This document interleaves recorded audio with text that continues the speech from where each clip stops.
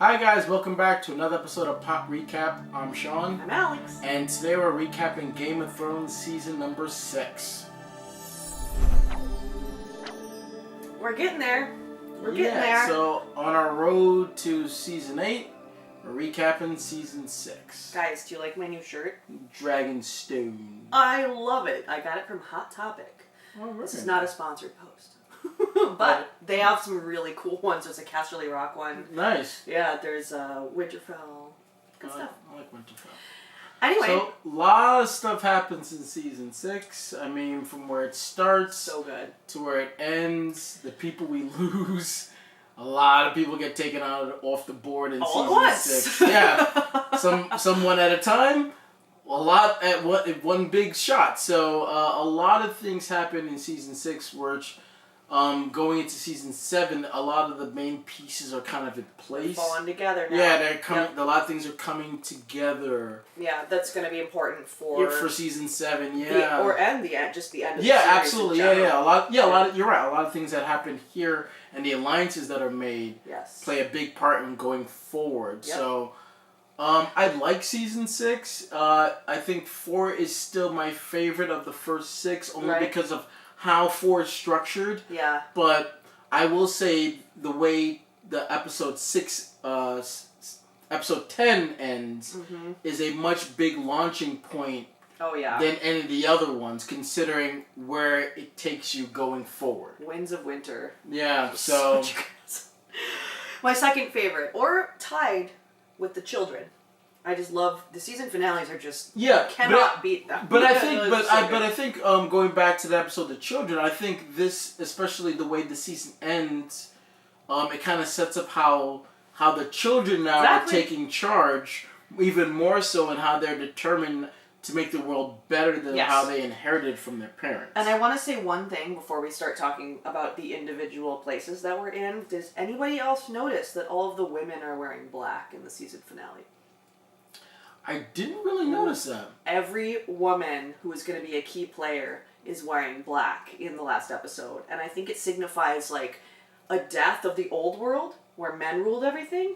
And now, because there's a lot of women coming into power now. Yeah, absolutely. Like Daenerys gets her ships. Lady Olenna is there. Cersei's wearing black. Sansa's wearing black. I challenge you to go back and take a look, because that was not an accident. They definitely did that. I mean, and last time we saw Brianna, she was in black, so I mean, it's a thing. I mean, I didn't notice that, but it's like when now that you mentioned, it's like, oh yeah, that is true. Yeah, it was not an accident. Anyway, I'm sure it's not done by accident. So let's talk about Daenerys. I want to talk about Daenerys first, because usually we either talk about the North or we talk about the South, but I want to talk about the East. Yeah. So we left off with her being kidnapped at the end of season 5, kidnapped by the Dothraki. Yeah. And they bring her to... her leave that little ring behind. They found it! I was like... Amazing! Oh, wow! But, I mean, the way they... Well, they saw the trail, yeah. I was like... The horses. I was like, okay. But even so, he literally just... Oh, here it is! Oh, look, the ring. What I found really interesting was she was wearing it as a necklace for the rest of the season, instead of wearing it on a ring again. As a ring. That's true, too, it was a kind of an interesting choice, like, because the ring wasn't important to me at all, so I wonder why they even... I don't know. Strange choice. If there's something to that you guys have noticed or know that I don't know, comment below, but I was sort of like, oh, okay. Maybe it's just really expensive and she didn't want to lose it, but her fingers were swollen. I don't know. But, so she gets kidnapped. Yes. And they bring her back, and then pretty much the Dothraki is saying that, what you were supposed to do when Khal Drogo died, you're supposed to come back. Live your days out. And that's pretty much about it. Exactly. Yeah, all the Khaleesi have their place, in this little palace hut. Exactly. Where... they just hang out. They don't really do anything. No. Definitely not a place for, well, A, Daenerys, B, pretty much anyone would want to do that. But you definitely can't keep her in a box. Yeah, and they were pretty much like, all that stuff you got promised, that's not going to happen anymore. Don't worry about any of that stuff anymore. You're not promised. You're not going to get any of that stuff. You never see her lose faith. She knows who she is. She knows she's going to get what she wants. There's never, I felt like, this feeling of, oh, I'm in trouble now. No. She always knew she was going to make her way out of there, and I think we kind of always knew that too, because she just was sort of like, what? And plus, I think what? like, what are you gonna do to me? The old Danny would have waited and relied on someone else to kind of get it out of that situation, but she kind of took it upon herself. Well, the last time she became a member of the Dothraki, she was being sold as a slave. So yeah, like there's an interesting parallel there for sure. And she kind of went with it. She like, you know, I'm not gonna say she let Khal Drogo rape her, because that's victim blaming. No, but you know, she kind of didn't. She didn't feel like she had a way out at that point, and I don't even know if she really would be able to try to find her way out. She didn't really have the resources. She didn't really have the know-how. Exactly, that's the know-how and but the resources. But now, you know, she would never be taken advantage of like and that even again. And it's funny you mention it, because even though they threatened to rape her, she's like, yeah, that's not going to happen. Yeah. You're not going to touch 100%, 110% sure, not happening. Yeah. They're making all these claims, and they even tried to rip her clothes off. She's like, that's not happening. No one's touching me. Is a valid threat at the beginning of the series. Yeah. Right? Where like we'd be like, oh shit, they can do that to her. They're you know, but now we're all sort of like, you can't touch her. Yeah. You know? And the fact that, you know, even though Sajora and I can't remember the guy's other name. Oh, Dario. Dario, they come to rescue her. She's like, I don't really need rescue. She's like, I got this. Just I'm gonna do my thing and then just back me up. Is kind of the way she put it. Like, all right, just back me up. So she kind of kills all of the Dothraki leaders by herself. She burns them all to death, which was a very nice scene. Once again, lovely parallel with season one, which is how the series ends. Yeah. You know, she comes out of the fire, and there's maybe like 15 people to 30 Dothraki who are like, wow, amazing. But, and this time it's just everybody. The scale is so much bigger. Yeah, and then you can see everybody's like, the queen. Yeah, so we bow down to you, your grace. And she's like, I've done this before. Yeah, like we're good. But just to see just the awe of her just like coming out of those flames, and there's nothing wrong with her. Yeah. And then just to see how powerful she is on her own. Yeah. Like how many women in the series, I think probably no one could have killed all those Dothraki by themselves with no weapons. Mm-hmm. So like that just shows you. I love the way they wrote it that way, because it shows you she's powerful even despite having the second son, even with not having the Dothraki, with the Unsullied, with her dragons. She's powerful to herself as well, and it shows you how far she herself has come. Because if this happened in season 1, you're right, they would have raped her and done whatever they want to her. But her personally has gone through so much stuff and has gone through so much trial and trepidation that now she can literally kill like 10 Dothraki captains by herself. Yeah. Like the old Dany could never have done that. I agree. And she was in a good position because she spent so much time with the Dothraki. Yeah, she knows them. She can speak the language. Mm-hmm. She understands how they... Their way of thinking, that they value power. And I think that was one of the reasons why she's like, hey, everybody wait here when they were leaving. Yes. She's like, my dragon's nearby. I'm going to show you guys how powerful I really am, and then you'll really want to follow me. Yeah, like you're going to get on those damn ships. It's such a good scene because Drogon's just like... Drogon's just being like the most badass dragon you motherfuckers ever. Like, whoa. Well, I mean, when you see it, when you like again, they probably never seen the dragon before. No. When you see it, it's like you can't unsee it. Yeah, exactly. You can't unsee it. And then when she's literally giving that speech that pretty much Khal Drogo gave to her about like, yeah, we're gonna kill everybody. We're gonna go to Westeros. We're gonna destroy everything. She didn't. It's funny how she left out the raping part. She's like, yeah, you're not gonna go and rape. Yeah, I didn't notice that too. No raping, but you're gonna do everything else to kill people and burn buildings, but no raping.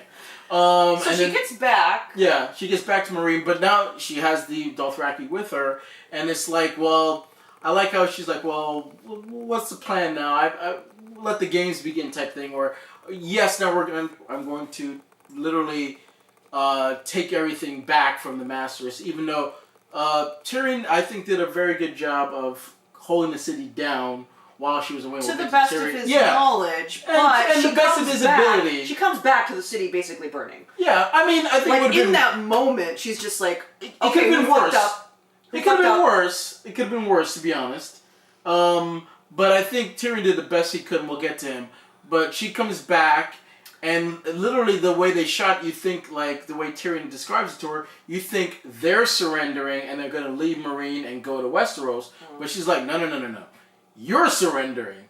Regardless of what it looks like, you're surrendering. And then he's like, do you not see what's going on? And then the way they shot it, where you can see Drogon flying in the background, she sees him like, I'm here, you're surrendering. And when he shows up, it's like, uh-oh. So this is an important scene because this is the first time that we've seen the dragons, all three of them, on a massive scale, actually make a difference in this, war, right? Yeah. So obviously Drogon has done some important things, like he, picked Daenerys up and flew her away. Mm-hmm. There's been the Dracarys moments where, he's killed individual people with the fire, but this is the first time we actually see them all together wreaking havoc. And it's funny how it's amazing. But it's funny how the two other ones escape. Like, you guys could escape. You could do that anytime you wanted. But I guess they needed some motivation to do it. No, I think they were let out. No, they broke out.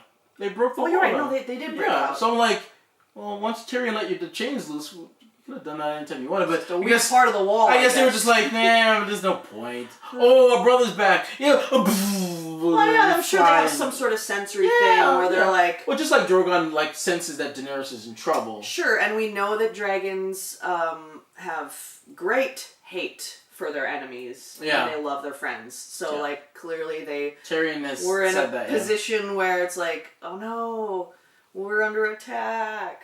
Mm-hmm. I hate you. So pretty much they lay waste, and then the Masters pretty much like, all right, we're good, and then they we're gonna only kill one of you, and then they're like, or kill him, and they kill the other two, which I love that. And then Tyrion says, when you speak of this. Speak of how the dragons waste everything, and then they decide right now we got those ships, and then we make a pact with oh my god, they make a pact with the Greyjoys. The Greyjoys, yes, and they get those ships. Then they're pretty much, and then she makes Tyrion her hand, which I love that scene. It is, by the way, because she's pretty much explaining if I'm going to take everything, I'm going to need your guidance, your counsel. So, there's something I want to mention now that we're on that. Yeah. There is a theory out there that Daenerys is, despite how much she doesn't want to be, is going to turn into her father. And she's going to be the Mad Queen. And, I feel like there's a hint here in her interactions with Tyrion and with Daario, because this is right after she says, Daario, you're not coming with us, sorry, and he's, just professing his love for her. It's I want to be by your side, you can marry whoever you want, but I want to be there. And she's like, no. And then she comes down and talks to Tyrion about it, and, Tyrion says, are you scared? And she says, yes. And he says, well, good. She says, well, what scares me is not all this craziness. What scares me is that I just spoke to this man who loved me desperately, and I let him go, and I felt nothing. So, there kind of is that feeling of, can she love again?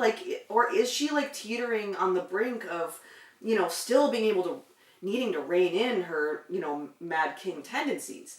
The whole series, up to this point, she keeps getting reminded, oh, don't be like your dad. Remember your dad? Don't be like your dad. Remember your dad?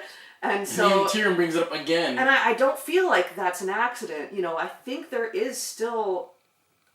She might not be Trust as herself? Good, as maybe she... And it could just be her nature, She's got that fiery blood. So I just feel like that's a really, really telling and interesting scene between her and Tyrion. And Tyrion even says, oh, he's not the first to love you, he won't be the last. And we linger on Tyrion a little after that, so maybe he loves her too.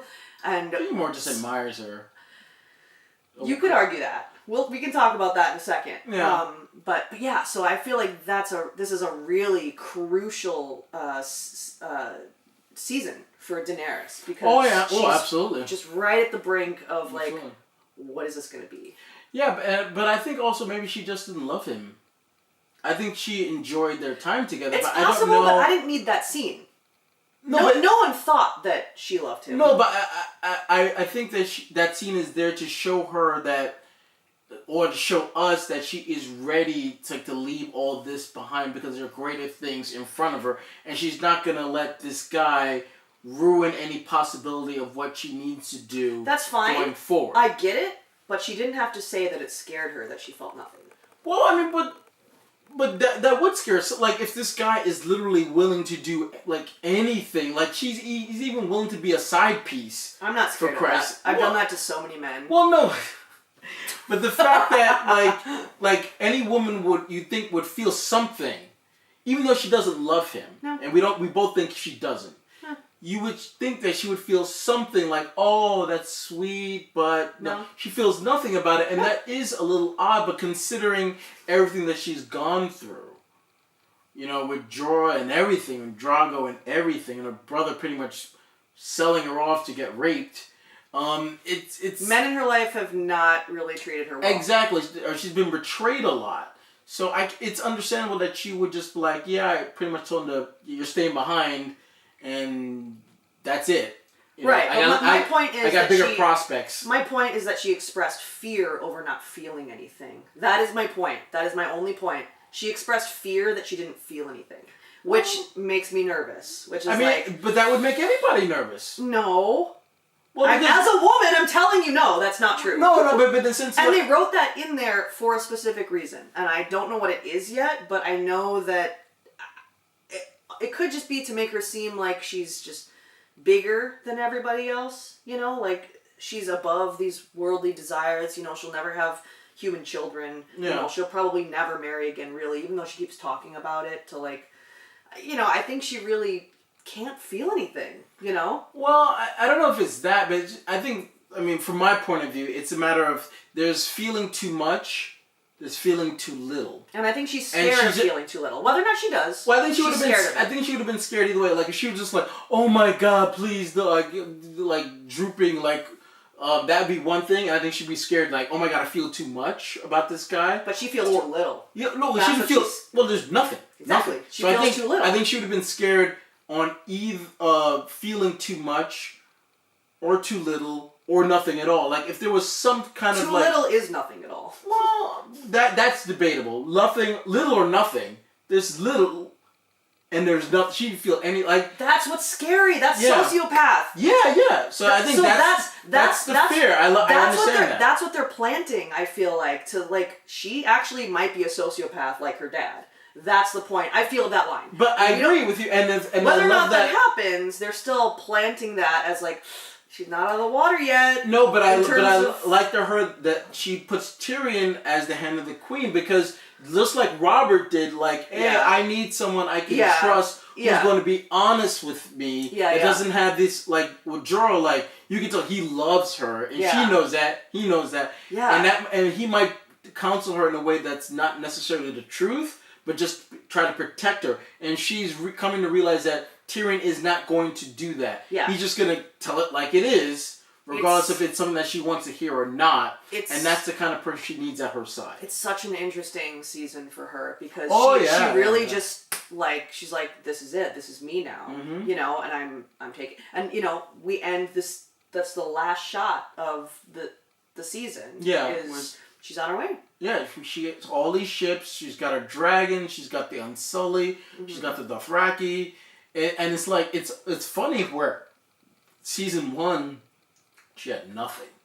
And just remembering how how everybody talked about her. For 5 seasons, she's like, where am I? I need ships. I need people. She's working up to this for years and years, and finally it's happening. No, but from episode 1, she literally had nothing, and to see her slowly gain power and slowly gaining respect and slowly, becoming more of a believing in herself, and gaining power and power and power and power. But also being able to trust other people. Yeah, but not too much. Not too much. But she takes the advice of Jorah so many times. When she wants, she's like, I need to kill them. I need to burn them all. I need to kill all the masters. And Sir Barristan and Tyrion and everybody's sort of like talking her off this ledge of being like her dad. Yeah. So not only is she becoming more confident in herself, she's also learning that she needs other people. She's not alone. But I think she knows not to be too trusting, because I think that's what got her in trouble in the past, and she's kind of learned from that. Who did she trust? That I mean, she kind of trusts Jorah in a way, and he did betray her in a way. It took her a while to learn from that. The guys from the 13 betrayed her, and she had to overcome for that. I think it wasn't so much about trust, more that she thinks people should love her and obey her more than, like, she didn't really understand she the has way to the earn world it. worked. Yeah, exactly. Yeah. So it's more about, like, I'm in charge here, and it's like, you're actually not. Yeah, like, though. but that shot of her literally on the ships. Yeah. With her like, that's a great way. Oh, those dragon ships are great. To propel into season 7. Yes. Because literally, she's on the board now. I mean, she kind of was, but off to the side. Yeah, now she's really. But now she's really on the board, because she literally has Yeah. everything she needs to accomplish her goal. Yes. And I think Westeros is slowly going to find out that, like, oh my god. Because everybody was just like, yeah, she's out there, so what? Okay, yeah, she has dragons. Yeah, so what? Yeah, she's got the Dothraki, but they never crossed the sea, so who cares? Mm-hmm. Yeah, she has Unsullied, who cares? Yeah. But now she has ships and everything else, so now it's like, oh my god, she is now a major, major threat. And they have wished they would have taken care of her a long time ago, but they didn't, and now her and her dragons and her army are a huge player now in the big game to come. Just like Tyrion says, like, now you're in the game now, and it's really like once you get on these ships now, there's really almost no turning back now. Yeah, you have to go all the way. Yeah. So like that's a great way for her to go into season 7. Yeah, just really interesting character, back and forth with a lot of things. But do you want to talk about Tyrion as long as Tyrion and the rest of what happens in Marine. Okay, yeah. So obviously Tyrion is left to sort of fend for the city. Yeah. Like, he's in charge. He's the hand of the queen. Well, he doesn't know that yet. Yeah, he's not officially, he still is left in charge yeah. when she's gone, and thinks that he kind of knows how things are played, at least in Westeros. Turns out, it's not exactly the way it is there, because they betray his word and they end up attacking the city. And he's like, what? But I played it so carefully. And everyone's like, Grey Worm and Sunday we told you. Like, yeah. So, that's interesting too. That's a very humbling moment for him, where he's absolutely. Like, oh, things that worked in Westeros don't work here. Yeah. So he's just gaining this experience as, a ruler. Yeah. I mean, because it was one thing to be the hand of the king, like you're kind of dealing with small council type stuff. You're not necessarily dealing with the day-to-days. But when he's pretty much in Marine, he's dealing with the day-to-day. He's pretty much like he's literally in charge. And being the hand of the king, at least in Westeros up to this point, hasn't really meant anything. It's just a title. Like, no hand of the king has actually had any agency. You know what I mean? Sort of, but I mean... Ned didn't have any agency. The king thinks, like, oh, you're going to help me with all this stuff, but ultimately, the politics are already in place. Like, the hand of the king doesn't really do anything. Sort of. I mean, you affect certain things, but you don't. Your hands aren't necessarily directly in things. You give orders and move pieces around, but you're not directly in the fray. And he pretty much has to act like he's almost like he's king of Marine at a point where the people are coming to him. Talking to him, he has to discover. Like he has to do a lot more juggling in this position they did in this old one. And for the most part, we think and he thinks he does the best thing he could. He invites the masters in. He pretty much explains to them, all right, this is how it's going to work. Marine, there's not going to be no slaves here. In the other cities, you can keep doing slavery. For 7 years, after that, you're done. We're going to ease you out of it. They kind of seem like, oh, that seems like a good idea. Even though Missandei and Grey Worm are like, no, you can't do that. But you can understand from his point of view where he's like, all right, well, that kind of, everybody gets a little, he's playing it like just like a politician, whereas, hey, I'm going to give a little, you're going to give a little, we're going to meet somewhere in the middle. We're both not happy, but we're going to move forward and think that that's going to work. Once again, things that worked in Westeros don't work here. Yeah, we'll talk about that. Yeah. More of civil world, as much as civil as Westeros can be, where people kind of understand the politics of it, but all the masters know is like, we're in charge, you're not. We tell you what to do, not the other way around. We don't really negotiate with you. We're in charge. Just tell you what to do. So for them to accept that deal, it's out of character for them, and that's why it makes sense for them to go back on their word, because they don't know anything but being in charge. So it makes sense that they would go against their word. And interestingly, because Daenerys has been advised again and again and again to use justice, to not use, destruction as a means of getting what she wants. This is one time where that is the right answer. Yeah. Where it's like, well, I'm just going to kill you and destroy your ships and take all your stuff and fuck you. So that is interesting that is the one time that actually works. And, being a politician does not. So it's an interesting balance with that Tyrion is bringing, and then he has to course correct in his self and the way he thinks about things. So I do want to talk about this moment again where she names him Hand of the King, and he says, he's not, in terms of Dario, he's not the first to love you, and he won't be the last. And they really do linger on Tyrion after that, and it makes me feel like they're trying to build this romantic feeling that he has for her, or some kind of admiration. But they don't really do that. That's the only moment that really happens in season 6. So I'm just kind of wondering where they're going with that, I mean, I think he's just speaking a truth that someone is going to love her. It's not him, I don't think. Well, the thing is, if you watch that again, though, if you watch that scene again, they linger on him, and he has a moment, and he gets lost in himself, and then he's like, oh. But I think it's just a matter, again, of just admiration, because I don't think... There was a point when he was lost, where he literally was just going to drink himself to death. It is an interesting And the fact that Varys brings up Yeah. Daenerys as an option. Yeah. And him at first like, yeah, whatever. Yeah. Whatever. But then as time has gone on, he's come to like really admire her. Well, whatever and that appreciate feeling, her. yeah. And maybe he does love her in a certain way. Whatever that feeling was, they built it in there because it's going to be important. Whether it be like, I admire you as a queen, I admire you, I'm in love with you too, or whatever it's going to be, they built that moment in there because it's going to matter going forward. Yeah. And their relationship will matter, and how he feels about her will matter, whatever that feeling is. Well, I just think at that point, it's just from where he was, because he made a big jump too. Yeah. Because literally he'd given up after killing his dad. He has worth again now. Yeah, he has worth, and she gave him that, especially her making the hand and giving it to him and saying, "You're the hand of the queen." That meant a lot to him, because he had that position and he did a great job, and his father took it away from him and pretty much cast him down. And he was at his lowest. Yeah. That we've seen him since season 1. He was at his lowest. He had nothing to live for. He was going to drink himself to death. And she gave him worth again and built him back up and gave him responsibility. And even though it didn't go the way he thought, she still kind of said, you know what, we're going to put that aside. You did your best, but now I'm going to give you even more power. In a sense, I'm going to give you an official title. You're going to be my advisor. You're going to be my hand. I'm going to rely on you as we go forward to Westeros. You're going to be at my side.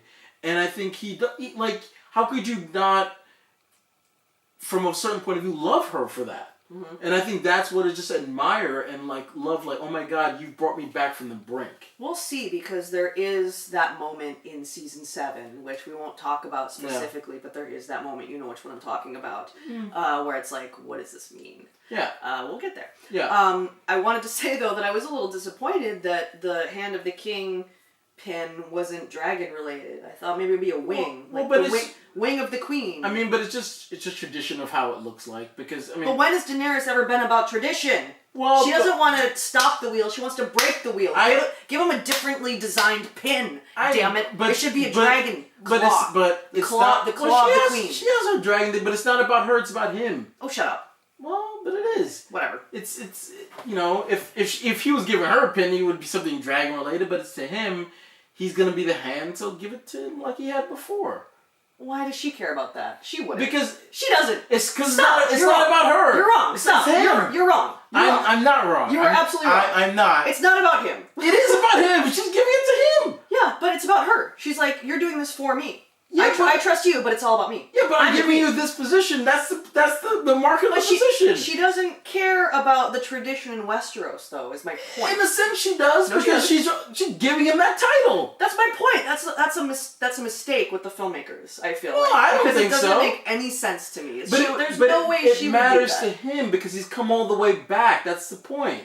Yes, but why does she have to give it to Because him? it's a symbol of not only are you my true of advisor, Westeros. It's a symbol of Westeros. but that's where he's from, and that's She what she doesn't wants care. to rule. She does care to a degree. I don't think so. Well, we agree to disagree, but I think it's more of here's what you because she knows he was hand before. Your hand again. Here's I don't the think hand. she cares about that. Well, she may not, but she knows he does. I don't think she cares about what he knows and cares about. He does. She does care. I don't think so. I think you're giving her way too much credit, and you're not seeing the signs here. I think that's a misstep on the filmmaker's part. I disagree. I feel like that's a detail that doesn't make a lot of sense to me. But think of it from Tyrion's point of view. By getting that symbol back, I get it. It represents everything. He's gotten back everything he lost. I'm sure he did, and if he were to pick what kind of pin, that's the one he would have chosen. Of but course. since Daenerys is the one who's making it, she literally had it made. Yeah. So it's so weird. How does she even know what it looks like? Well, she could have asked. Asked who? I don't know. How does she even know what it looks like? It There's should be people that know. It's it like should no be- one. Everyone. Someone's been to Westeros before It should be besides Tyrion. There's no way she asked around hey, what does the actual pin look like for the hand of the queen? No, she would have just made. She should have She went to the library and looked it up. I don't know. It's a stupid choice by the filmmakers. I totally disagree. I think it's a perfect choice. No. Because it's all about Tyrion in that moment, and him getting it back. Everything he was taken from him unjustly. But I wish that it would have been different because it's a different situation that he's in now. If they were saying in Marine, They literally. I got you. He literally has the same hand of the king pin that he did when shit was going wrong for him. So he should get a new one. But when he was hand of the king, he was doing a great job. But she doesn't know that. No one knows that. He knows that. She knows that. They've had conversations. No, she doesn't know that. Yeah, I'm sure she knows. How are you sure she knows? Well, because he told her. He told her he was hand of the king before. They've had those conversations. We know that he was hand of the king. The point is, why does Daenerys care what the pin looks like? Why? Because it symbolizes that you're back where you were. Break the wheel. No. Break the wheel. Anyway. Why would Daenerys do anything remotely resembling... Then that's just like saying, I don't want to sit on that throne because that throne represents everything, the old throne. Get rid of it. Well, the only thing is, it was forged by Targaryens. The Hand of the King pin has nothing to do with her family. It doesn't, but it's a symbol that justifies what the position means to him, not what it means to her. It's about what it means to him. But she doesn't care what it means to him. But she does. No, she doesn't. Then she wouldn't have given it to him if she didn't care. No, you still do it. You still have to give them something. It doesn't have to look like what it's. Why are you so confused? I'm not confused. Yes. Obviously, it's. I'm right because that's the way it happened. So I'm right.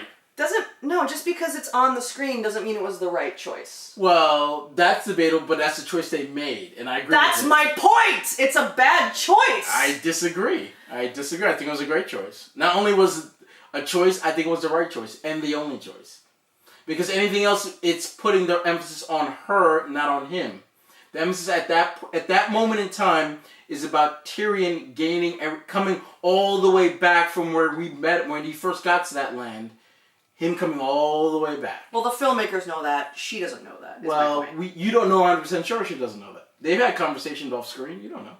She was hanging out with the dragons and the Dothraki. Anyway, let's move on. Walking naked out of the... Let's move on. Okay, Sean, let's move on. Where would you like to move to? I don't care. Let's talk about the Greyjoys then. Since they come to Marine at the end of the season. It's a good place to go. They need to get there before Euron because Euron's gonna really fuck shit up if he, forges a bond with Daenerys. Well, just like they say, he's coming, but not his proposal is a little different from ours, where he's offering you something else. His cock. Yes, and marriage, and you can't get the ships without either or. And she kind of chuckles at that a little bit. I found it interesting that, I was a little nervous when they said, "Oh, we have to go find this dragon queen." Yeah. And then we just kind of see them. Then they're there. They make a small stop in Volantis, for Yara to get with some girls. Yeah. And it's actually a very important scene because she keeps asking Theon, like, are you in? And if you're not, go kill yourself. Like, if you are not Theon Greyjoy and you don't care about what's going on, just go die. Because I need you 100% to be on my side. And so that was a really important moment because he's been Reek for so long now. Yeah. Yeah. And even though, like she said, like, I know you've had a rough couple of years. She's like, a rough couple of years? Like, there's parts of me that aren't, like, remember, like, my dick! But not even that, like, you can see all the scars.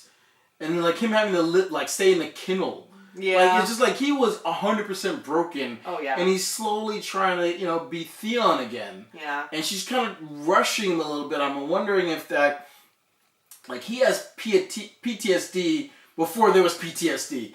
It's like, he has to be ease into it. Oh, yeah. And he has to do it at his pace. Absolutely. And I think she's pushing him too quickly, and I'm wondering if that's going to come back to bite her back, because she's like, you got to be Theon again. You got to be in it, or just kill yourself. Obviously, he doesn't want to do that. He's trying to do the right thing, and he's trying to kind of repent. Make amends for all the things he didn't. Yeah. And I think he thinks going with Daenerys is a way of doing that. Yeah. Considering that he could easily have taken the Salt Throne for himself when could have at least tried. But. Yeah, he could have even at least made a claim, and you think he's going to. Yeah. They set up in a way where you think he's going to make a claim for himself. Because that was his thing for so long. Yeah. That's what got him into this mess. Is like, oh, this is mine. I gotta prove myself. I'm the firstborn son. I gotta prove I'm the king, or I will be the king. I'm the prince of the Arnaz. And it's kind of like, okay, man. And then he was pretty serious. Bless you. Thank you. Pretty seriously humbled. Oh, absolutely. I mean, he got his dick chopped off. That's pretty much.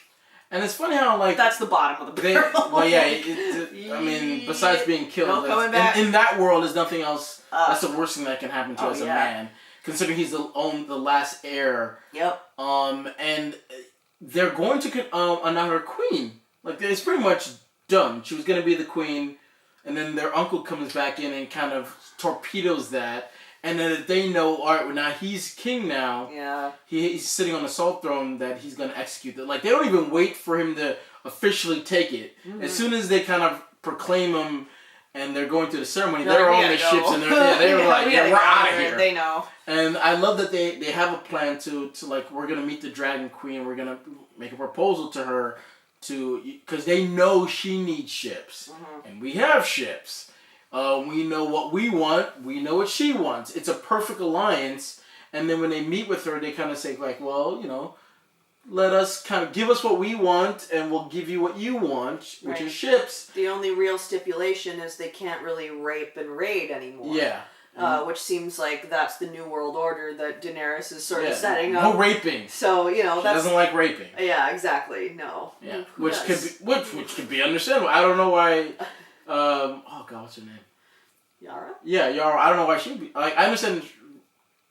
Well, you could be right. I guess it's their way. She's just so entrenched in it. Like, it's their way of life. Like, we rape our enemies. Yeah, I'm sure it's never happened to her. So I mean, I can see where she would think differently. Although her brother did sexually accost her. But she was looking. I mean, she didn't stop it. I think she thought it was funny. She's like, this guy's an asshole. Like fondling me up. She's like, damn, this guy sucks. Yeah. I'm like, wow. But I like their alliance. Interesting relationship then between them too, between Theon and Yara. That has changed as well. And she's like, I lost men coming to get you. Yeah, absolutely. You didn't even want to be saved. Like, how dare you come back here? And I think they're finally starting to rebuild. Well, she's trying, but I think I don't know if she's trying and pushing him too hard.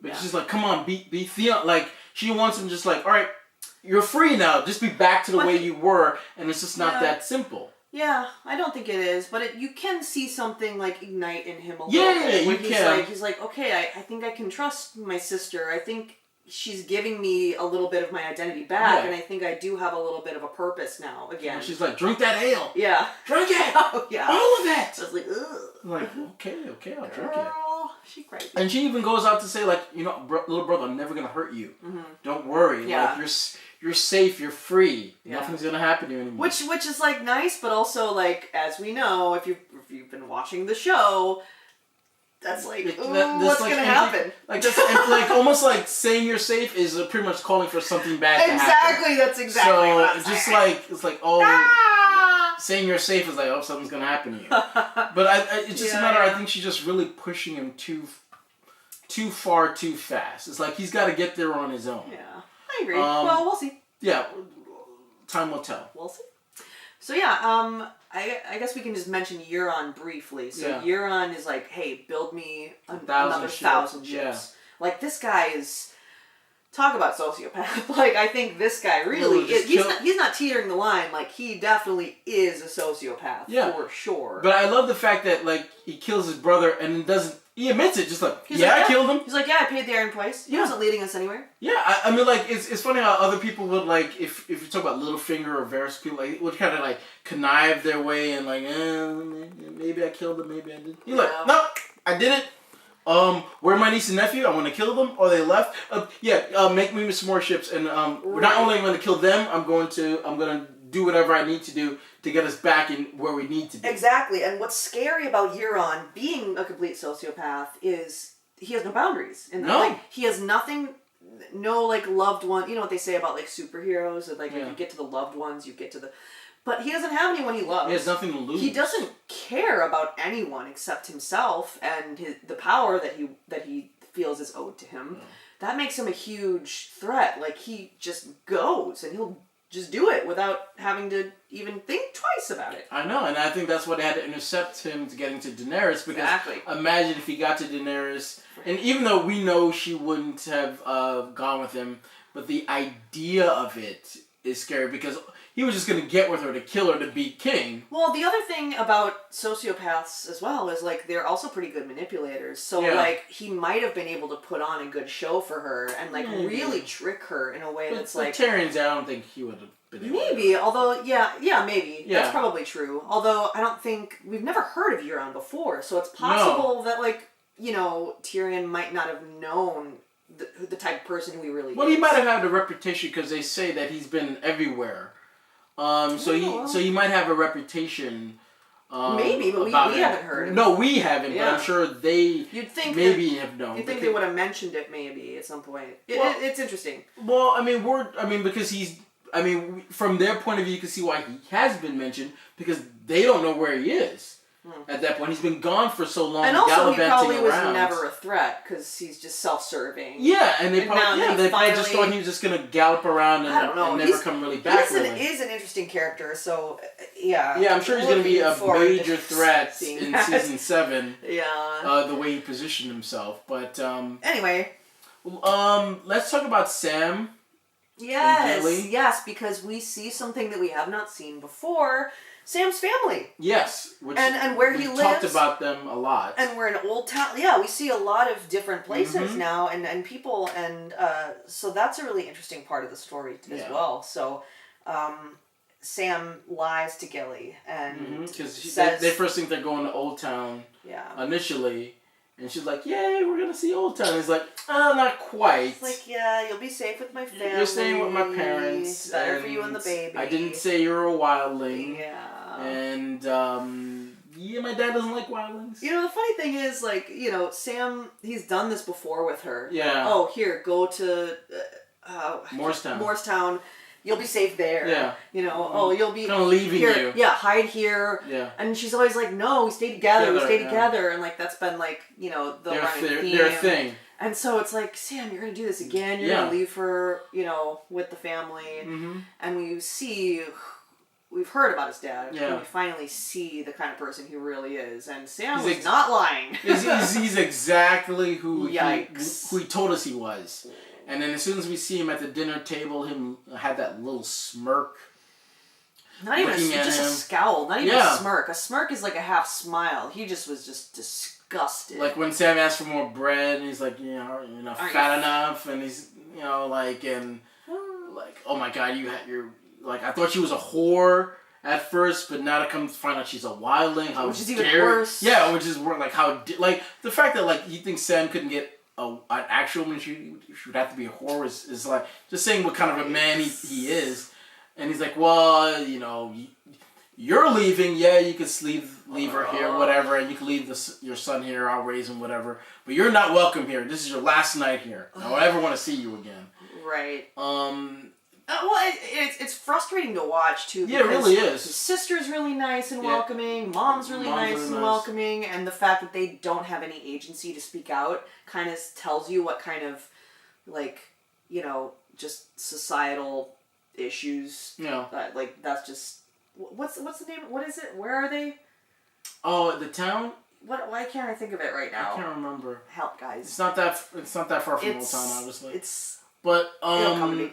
But anyways, so that's been frustrating. But the idea that when we see him talk down to Sam, it's like we've seen Sam grow and mature and become more of a man from when we first saw him to then, and to see his dad not see the change or not acknowledge the change is just like, no, Sam has grown a lot. Yeah. He may not be a fighter in a true sense of the world, but he has value. He's going to be a scholar. Yeah. Which, and that's important. Funny enough, that's what's valued in our world right now. Yeah. It's like... But even in fact, in their world, it's important because the information he has found out himself at this point about... it's important for Sam, but just it's not important in his family. I'm saying, but we see how valued it is. But his father just doesn't even acknowledge it. Yeah, but that's the irony. You're still fat. You're not a fighter. Like I thought going to the wall would toughen you up. You're still pretty much like a doughboy.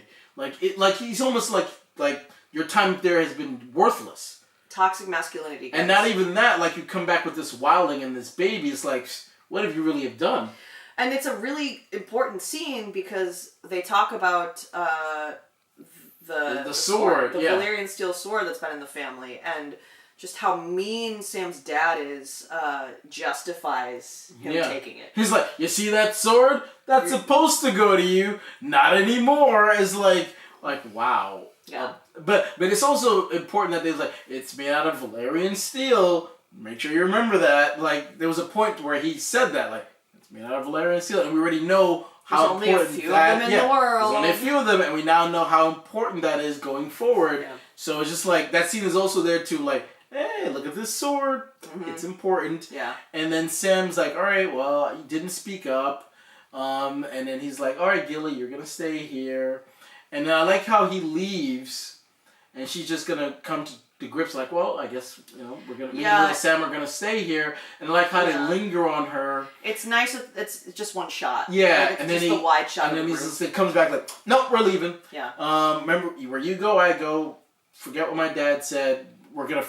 Like, pretty much, we'll figure it out. Mm-hmm. And then before they leave, they take the sword, and then they go to Old Town. Mm-hmm. I love how he says, we're going to Old Town. Yep. And that's the first time we see Old Town. We've heard it a bunch, how they have the biggest library. How long could they have taken to build that library? Probably like 100 years or so. Thousands of years. Yeah, like how big and massive and all that. Well, at least to like collect all of the books. Not even collect, just build the actual structure itself, because all the things inside of it with the lights and everything, the magnifying glass and everything.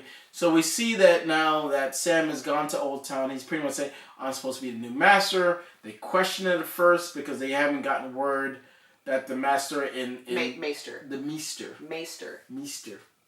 Maester. I know, I'm just has died. They didn't get a raven, so they kind of questioned that at the beginning. But they invite him in anyway. Like, you can use the library, and they tell you, no women, no children. So we're not sure exactly what she's gonna do while Sam's going over his training. But you see how excited he is. Oh yeah, he's like I'm in heaven. And I love this. This is one of my favorite moments watching Game of Thrones, where I was like, oh, the chandeliers. The chandeliers it's the title sequence. Yeah. And it's like, it blew my mind because, people are saying, oh, this is Game of Thrones.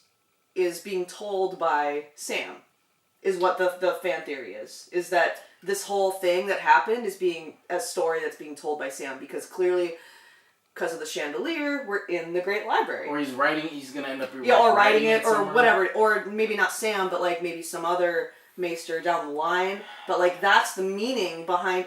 You can't argue that that's not the meaning behind the chandelier. But I'm just curious about that fan theory about... whether or not Sam, I don't know. But it really is clearly... The story is being told by someone who has access to the library. It's possible. I wouldn't like that for the show to end like... It's not going to end that way. Like, almost like How I Met Your Mother. It's just... Now I finished telling you the story. No, it's just supposed to be the context that we're supposed to understand. Like, oh, this is a story we're being told that, which is obvious, but... Well, I mean, I don't view it that way. I view it as where, like, all of the history of Westeros and all the world... Yeah. Is in this one place. I think we're saying the same thing. Yeah. But I just hope it's like not like No, it's not. There's no way. There's no way I they don't would want do that. that. Yeah, I don't want that that would be at all. terrible. Yeah. No, I think it's just the context of like, oh, here's the story of the world that we're being told. But it was really fun seeing that. No, it's absolutely. Like, oh! And just seeing him like kind of geek out, like I think he's found his true purpose. Yeah. Once going, because I think he knows like, oh yeah, it's the greatest library, and pretty much I don't think he knew how grand it was. Totally. Until you, like, it's one thing until, like, when you see the dragon for the first time. Yeah. You don't forget seeing the dragon for the first time. Yeah. Him walking in that library, he's never going to forget walking into that library the first time. Oh, yeah, and there is, of course, this sense, this feeling, at least as an audience, of, like, what is he going to learn? Yeah, absolutely. Because, like, there's stuff we still don't really know what the White Walkers want, what they're all about. Are there more ways to kill them? Yeah. Obviously, we saw Jorah get sent away with the grayscale. We didn't really talk about him, but same old. Yeah. He's in love with Daenerys. He's got grayscale. He gets sent away. He gets sent away. Like, go find the cure. So, like, is Sam gonna maybe have something to do with that? Like, and we see Melisandre leave. Like, what sort of... Is there gonna be information about the gods? Yeah. So, like, it really...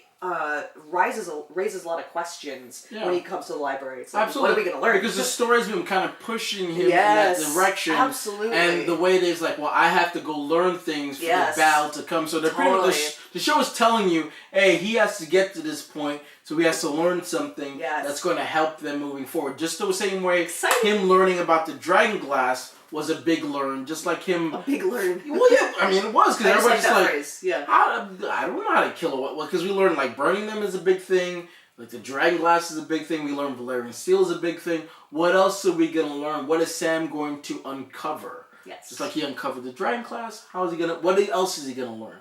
And... the show is pretty much telling you, it pretty much was hitting us over the head. Sam's going to go to Old Town to learn something important, and then he finally gets there. So in season 7, what is he going to learn? And whatever it is going to be very, very important. Yes, I agree. I still think that Sam and Gilly and the baby are going to be the only people left alive at the end of the series, but we'll talk about that when we talk about our theories. I don't know. I mean, yeah, we're gonna do a special episode 8 preview before episode 8 comes out.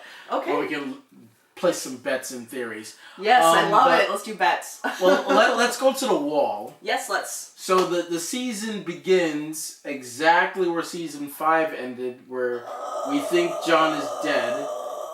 He is dead. Well, he is dead. Yeah, he's dead. Like, he is dead. And then Davos just, like, he can hear the wolf, and, like, kind of barking and howling, and he's not sure what's going on. And they know at this point that, the Lord Commander was murdered, so, like, this is a situation where they really cannot leave this room. Like, the people who are, they know they're going to get killed if they... come out because they're on Jon's side, in terms of with the wildlings and all that stuff, bringing them. So they're in a real pickle. Absolutely, and they even like, well, no, you can come out. We'll give you till nightfall. Come out. And yeah, like where all the arrows, like, and they even Davos knows, like, if we leave this room, we're done. Yeah. So they try to stall. Yeah. Like saying, we'll think about it. They send what's his face. Well, I can't remember his name. To go talk to get the wildlings. Tormund. Yeah, to get the wildlings to come to Jon's aid, because pretty much without John, they would be dead, and they're right. Yeah. So there's definitely like a ticking clock there, where it's yeah. like, is he going to come back in time? Because the wildlings are really the only way they're getting out of this situation. Absolutely. So there's like, of course, it happens right at the right time. And they start knocking on the door, and then they come in, and then the wildlings pretty much is like, they're like, we're not fighting you. They lay their swords down real quick. Yes, but before this, let's talk about Melisandre a little bit, because this is one really interesting, unprecedented thing that we've seen. Yeah. So Melisandre's obviously feeling very like, she's lost. I failed. Oh, yeah. Who am I? Like, I thought she's Stannis was the prince who was promised, and is the Lord of Light lying to me? Do I even see anything at all? Yeah, she's questioning herself. Absolutely. Big time. And then we see the scene of her alone in her bedroom, and she takes her necklace off, and she looks in the mirror, and she's an old hag. She is not she's the a lot older than sexy lady she's that not. we see. Yeah, and so you wonder, how old is she? What does this magic mean? Like, do you have to be like, I don't know. Well, I mean, it goes back to what she told Stannis' wife, in the sense that she has a lot of potions to make men think and see things. Oh, sure. Like that jewel is just there to like, hey, I'm young and sexy. I'm a representation of what it looks like to be I'm young, pretty, desirable. Yeah, and join us. Yeah, exactly. Yeah. It makes her desirable. And it also makes you question the other lady. That's what I was just going to say. Oh, yeah. How old is she? Yeah, exactly. So it makes you question that. I don't know if we're ever going to find the answer to that out. But I think you pretty much can assume. Like, we can. Yeah, these are probably all just like super old people. Because it's the same kind of gem. Or at least people who don't look the way other ladies do. It's a mask. Yeah. But she's completely lost, completely doubting herself, questioning everything. And when Davos is like, well, can you bring him back? And she's like, well, I don't know if I have the power. I know the words, but I don't know. Some drunk priest. Yeah, like Thoros Mir can do it, but I don't know how. Yeah, I don't know. I know the words, but I don't think I have the power. I don't think I can. Mm-hmm. And even when she starts saying the words, and initially nothing happens, and everybody starts leaving. Even at some point, she leaves because she's like, "Well, this is. I'm just done. I can't do it." And then the shot lingers. Oh, that's so good. And then everybody leaves. And then this direwolf is just laying there, and then he looks up, and then you just see like, and he comes to life. I definitely jumped. I was like, he's alive. I mean, but like watching it the second time, it's like, obviously he comes back. They wouldn't have brought the actor back all this time, just lay on a table. They totally would have, though, too. I don't know. I mean, it's like, they would have. I don't know. I could have gone either way. But I love the fact that as soon as he comes back, and it's a very quiet thing that he just comes back. He's not 100% sure what's going on. Right. It's a very quiet scene. And the fact that they asked him, what did you see? And he said nothing. That is so important because of the parallel going on really with religion in the South. Yeah, absolutely. Where it's like, ooh, this is for nothing. Yeah, like, what did you see? There is nothing after Where'd you go? It's and it's crazy. like, nothing. Yeah. And that's an important thing. Yeah. Because as we see later on, it's like, don't bring me back. Because that's a haunting thing to remember you dying. Yeah. And knowing that once you do die, there's nothing after that. There's nothing. Yeah. So that's something that will haunt a man. Yeah. Or anybody. Yeah. So that's a big thing that's on his shoulder now. Like, oh my God, you brought me back. What does that mean? Yeah. But, like, knowing that... He's also like, why? Why? Yeah. Because she even's like, well, the Lord of Light must have some purpose for you. Yeah. Well, what is it? Yeah. And then... If there is a Lord of Light, why didn't I see him or her or any of the seven or whatever God you want to throw out? They throw out a lot of gods in this show, but who really is a god? Nobody knows. Maybe there isn't. But now we know that there's no afterlife, so it's like all this is really for what? Because at least in our world, religion is about the afterlife. Yeah, and I mean, but they paint that picture like, oh, don't. The gods will smite you and blah blah blah blah. Like, well, if they're in charge, why isn't there something after that? So that you can see that weighs on Jon big time. Oh yeah. I think for the rest of the season, it's preying on his mind, especially when we get to the Battle of the Bastards towards the end of the season, about how he fits in this world of the living now that he's part of. Yeah. So totally. But with Melisandre, she starts to get a little bit of the feeling back again of the fact that she did something good and that she has some worth again. But once Davos finds out that they burned Shireen, it's like a big, like, oh my god, how could you do that to the little girl? But when Davos calls her out on it, she made a point to say, hey, it just wasn't me. Stannis was right there. Her mother was there too. They don't think I'm the only guilty one. Yeah. They're guilty too. Yeah. So don't put it all on me. I wasn't the only one. I thought I was doing what I thought was right. And to her defense, at the time, even though obviously it was a disgusting thing to do, she wasn't the only one to blame. And then you can see how she thought it worked, because as soon as they did that, the ice started to melt and it cleared his path to Winterfell. So you can see how at the time she thought like King's Blood has worked in the past, and right after that, it looked like it cleared his path to win the battle, just like she thought she saw in the flames that the Boltons were gonna lose. And she saw. She was right. She saw the Bolton banners fall. She didn't see who was part of the battle, but she got that part right. Yeah. So you can see how she can, and she does say she doesn't know exactly how Lord of Light. She tries to interpret it, like she says. So the point about Melisandre is that even though she's being sent away, like, we've seen the power that she has. She can bring people back to life, which is sort of like a parallel between the Night King, who can also bring people back to life, or reanimate them at least. So she's being... But for the bad. Right. So it's an interesting parallel, right? And it makes you wonder, like, is the Lord of Light working through both of them in that way? Maybe. But I love the fact that Davos is like, oh, Jon, you gotta kill her. Right. And she makes the point like, hey, I'm gonna be important. Helpful. Remember, I kind of predicted you'd be important, and he just tells her to ride south. So where is she going? We don't know. What is she gonna do? Yeah. So, but I love that Davos pretty much just says, if you ever come back, I will kill you myself. If you ever come back, we'll kill you. Oh, Lion King. Yeah. But. But yeah, totally. But it's curious. But it's interesting Jon's decision, because he knows in the back of his mind. Obviously, she brought me back, and she's kind of foretold that we would win, even though the odds were against us, and the fact that. But he's wary of this magic and this god anyway. It's like, why did he even bring me back? But he does know it's important. That's why he didn't kill her. Exactly. Even though I think without those factors, I think he would have killed her for sure. It also wasn't necessarily Jon's battle, like with Shireen and with like, it's sort of like he was sort of removed from all that. So it's sort of like, yes, but I don't know if I have the right to really put you to death because I wasn't.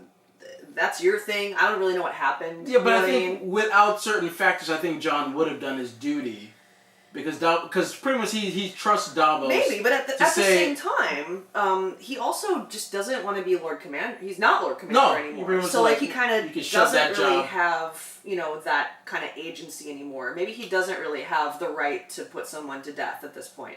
I don't think you do unless you're Lord Commander in that situation. You don't really have the right to kill someone. I guess, but in that point, you're right. But I think it's probably a lot of factors. Yeah, I think so. But because under different circumstances, I think he would have killed her. Yeah. But considering the circumstance, that's why he let her go. Exactly. And you're right. We don't know where she's going. We don't know how important she's going to be going forward. But she thinks she's going to be. So I think a part of Jon thinks so too. That's why he let her live. So if you recall, Stannis was talking about red priestesses or priests who actually came to cure Shireen, or at least they were there and they helped. So I'm wondering, is she going to find Jorah? Is she going to intercept? And like, is there something that's going to happen there with curing him? Or anyway, I don't know. There's a lot of questions. Yeah, because she's gonna be important, obviously. Otherwise, Jon would have had her head cut off. Right, that would have been a very anticlimactic way for her to go out. She's gonna come back. I think so, but I think at one point she was worried because when Davos was like, "Tell him," and she's like, I think she also finally had that moment of humanity too, because the whole time she's just like the Lord of Light is right. She's like, well, this child's gonna die. Child's gonna die. Confident. It's for the Lord. Yeah. But I think now there's like a little bit of humanity where and it's like I did bit. kill a child. Like I killed a child. And, oh my god, I killed a child. But I don't. It's part. Yes, that's part of it. But I think it's also that she doesn't see it as clearly. I think it's both. It's both. No, it's definitely both. She definitely feels remorse. Yeah, of course. She's like, I really fucked up. Yeah, I can't always be 100% sure. Yeah, about and then everything. she's like, what am I doing? And oh man, I killed a child. Yeah. So that's an interesting. And then just seeing her walking out into the snow on her own, like she can go anywhere. Right. And I'm sure, obviously, this is not the last we see of her, but we don't know A, where she's going, and B, how she's going to interact with the main characters again. Well, let's talk about John then. Again, we kind of got away and talked about Melisandre, which is important. But let's get back to talking about John. Yeah. So he comes back. He doesn't know what's going on, or doesn't know what his purpose is at least. But it becomes clear to him he has to ride south for Winterfell, right? Well, before that, he does kill all the guys who betrayed him. Well, yes. Yeah, which I think is very, very important too, because he kills. It is important because he kills a child. You know. Yeah, he does. He doesn't like that. So like there is a parallel between him killing a child and Melisandre killing a child, and they're different situations, but there definitely is a parallel there. So it's sort of like that damn kid. That little smug on his face. Oh, I don't like him. I wasn't crying when you got killed. Sorry, because you kind of deserved it. Well, what I want to talk about with John is like just probably the most important, arguably the most important moment that we've had in this entire series is when he and Sansa are reunited. Yes, it's. I mean, that is huge. It really is huge. They have been separated since episode 1, season 1, episode 1. Yeah. John has not seen another of his kin. No. So he's come close. Sansa too. Like at least like at the end of season 1, she hasn't seen Arya. Her dad's dead. Never saw her mom and brother again. Yeah, Bran or Rickon. Yeah. Her dog's dead. So like they're completely like lone wolves in a way. And useless brother. And they come together, and it's just such a crazy. Like it's almost unbelievable that it's happening because we have 5 seasons worth, 5 years, at least 5 years. I'm sure more time has passed in the show. Yeah. But so. Yeah, crazy moment, and I think that starts to influence John in a way. Oh, absolutely. And there's a struggle between, it's like, oh, I know what I need to do, which is sort of always how he's felt, but now there's another factor. Now there's Sansa, who has a completely different opinion on how things should be done. Yeah, because I think once he comes back and he does his duty by killing the guys who killed him, I don't think he knows exactly, because he's almost like, oh, I'm done fighting. I fought. All I've been doing since I left Winterfell is fight. I've killed wildlings. I killed the men of the Night's Watch. Kill. And he got killed. Yeah, and then just like you said, what did I get for it? I got killed. Yeah. He's like almost like I'm done with that. Yeah. You know what? I wouldn't. If things were different, I could easily see him putting his sword down, just like, I'm done. I'm not fighting anymore. Mm-hmm. But she presents it like, no, we got to get our home back. We got to get our brother back. It's your duty. Right. This is me as your sister talking. Mm-hmm. And the fact that Sansa kind of embraces him now more because you're right, they haven't seen each other for years. Mm-hmm. The fact that she didn't value their relationship before, she took it for granted. Mm-hmm. And now that kind of, as of right now, they're all they have. Yeah.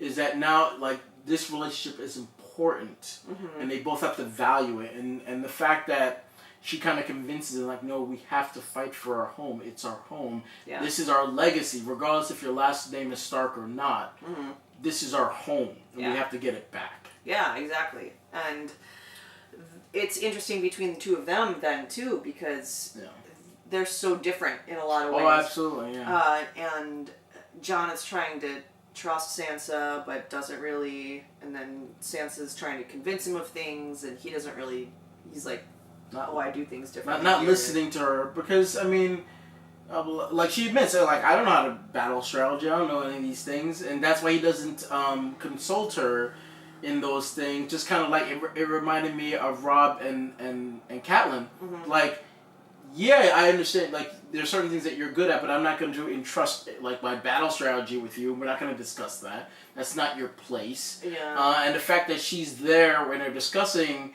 what they're going to do and who they're going to ask for help, they never ask her. Mm-hmm. And she takes offensive to that. Like, hey, I have value. I have the Cirque name. I could probably try to convince people, and then secretly she doesn't say anything. Even Brianna's kind of like, well, why didn't you talk to Littlefinger? You're not saying anything. And we'll get to that in a little bit. Yep. And the fact that they're recruiting and they don't, like, he does all the talking, but doesn't have the name to back it up. And Littlefinger even brings that up, like, hey, you're a Stark. You were born in the North. He's a bastard. He's born in the South. Who's gonna follow him? He'll follow you. Yeah, exactly. But just to see Jon kind of like start to become the leader that he was almost promised to be.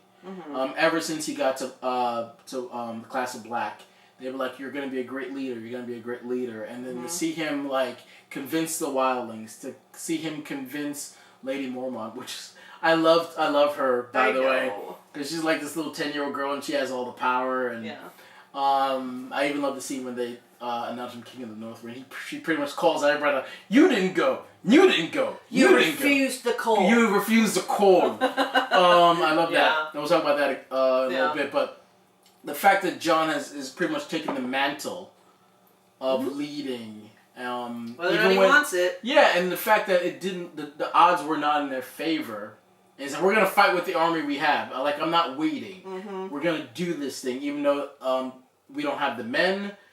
They have Winterfell. They have everything is stacked against them, but he still does it anyway.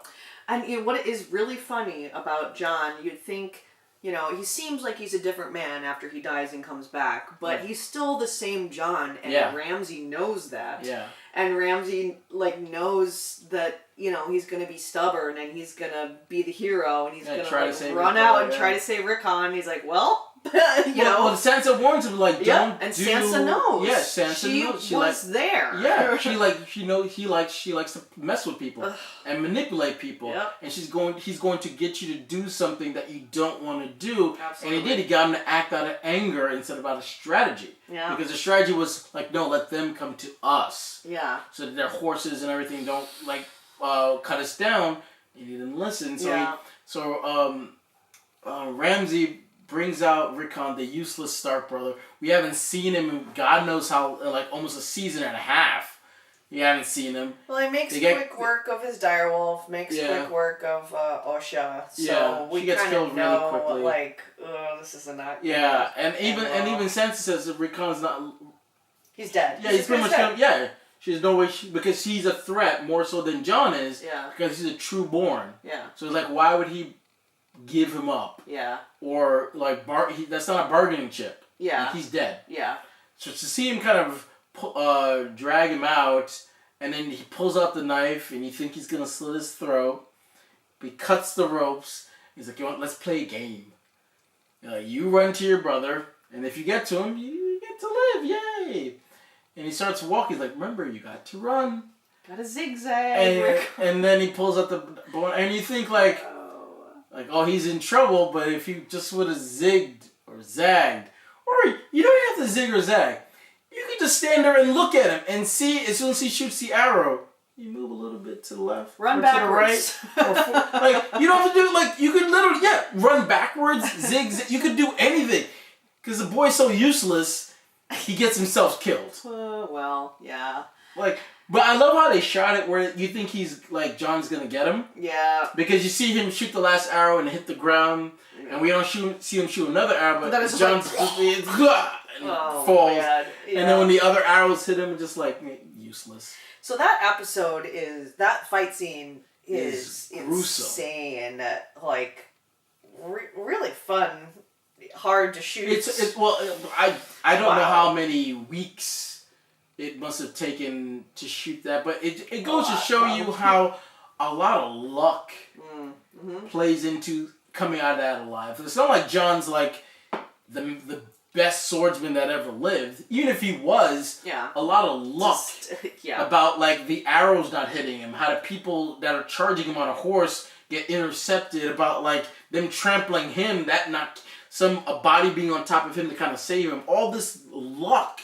Yeah. Random things that happened that if they didn't happen, he would be dead. And the suspense, because he even says, if I die again, don't bring me back. Don't bring me back. And in my mind, I was like, they totally would just kill him right after bringing him back. Yeah, but it doesn't. But the way they shoot it, you like, well, is he gonna get trampled to death? Probably not. Which would have been such a terrible way to go. go. Absolutely. But then he gets out of that. But then when they do that pincer move where they pretty much just surrounding them, and it doesn't look good. You think like, well, how the hell are they gonna get out of this? And to see Ramsay as a coward just sitting on his horse, not moving, just reveling in all of it, you can see what kind of leader he is. Mm-hmm. And his leadership style is like, oh, you guys go fight. Well, he's also...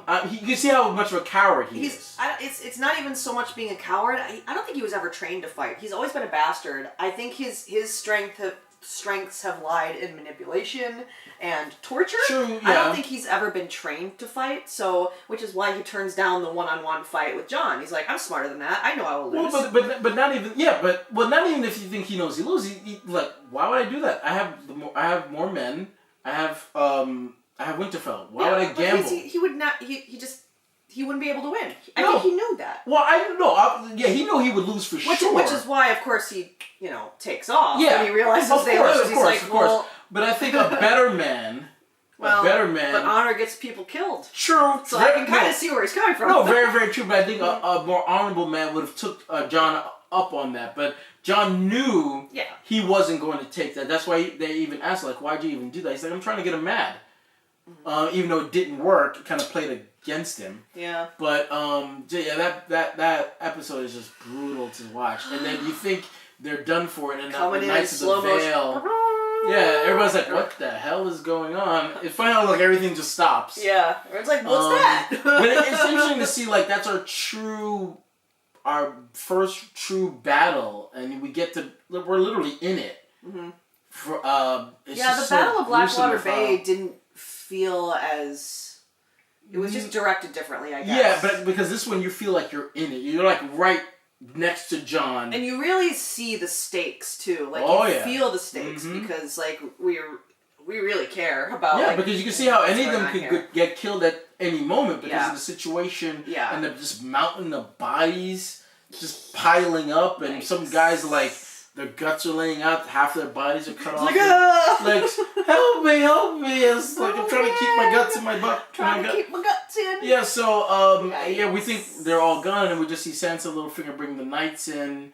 And slow motion. I mean, it's such a great moment. It's like, And then we see Ramsay retreating, and then he's like, we'll just wait them out. And I'm like, that's your strategy now? Just to wait them out? You think that's going to work? Like, you can just see how he's not as, like, when push comes, when he's in a corner, you can see just what kind of man he is. He doesn't really have that much of battle strategies, he thinks. He just uses advantages to his advantage, and once he doesn't have that, you can see he has nothing left. Because just waiting them out at that point is not a great plan. So... And, I mean, Ramsay, I was so sad to see him go because he's such a good villain. He is a good villain. He is such a good villain. Yeah, such a good threat. But I love the fact that he thought he wasn't done. And that just goes to show you how much of a villain he thinks he is. Because at that point, he's beaten. Well, he's enjoying it too. Yeah, his men are dead. God, he's weird. He's tied up. Sansa's like, put him in the kennel. She's like, well, my dogs will never hurt me. Well, the thing is... He's like, well, you haven't fed them for 7 days. The thing is, I think he thinks there is a part of him that has one because of the damage that he did to Sansa. Oh, yeah. He even says it. He says, I'm part of you now. Yeah. And Sansa says it when she's talking to Peter. Yeah. She's like, I still can feel... We have to talk about that, yeah. We will talk about that next. She's like, I can feel the things that he did to me. You know? So, like, Ramsay really is, like...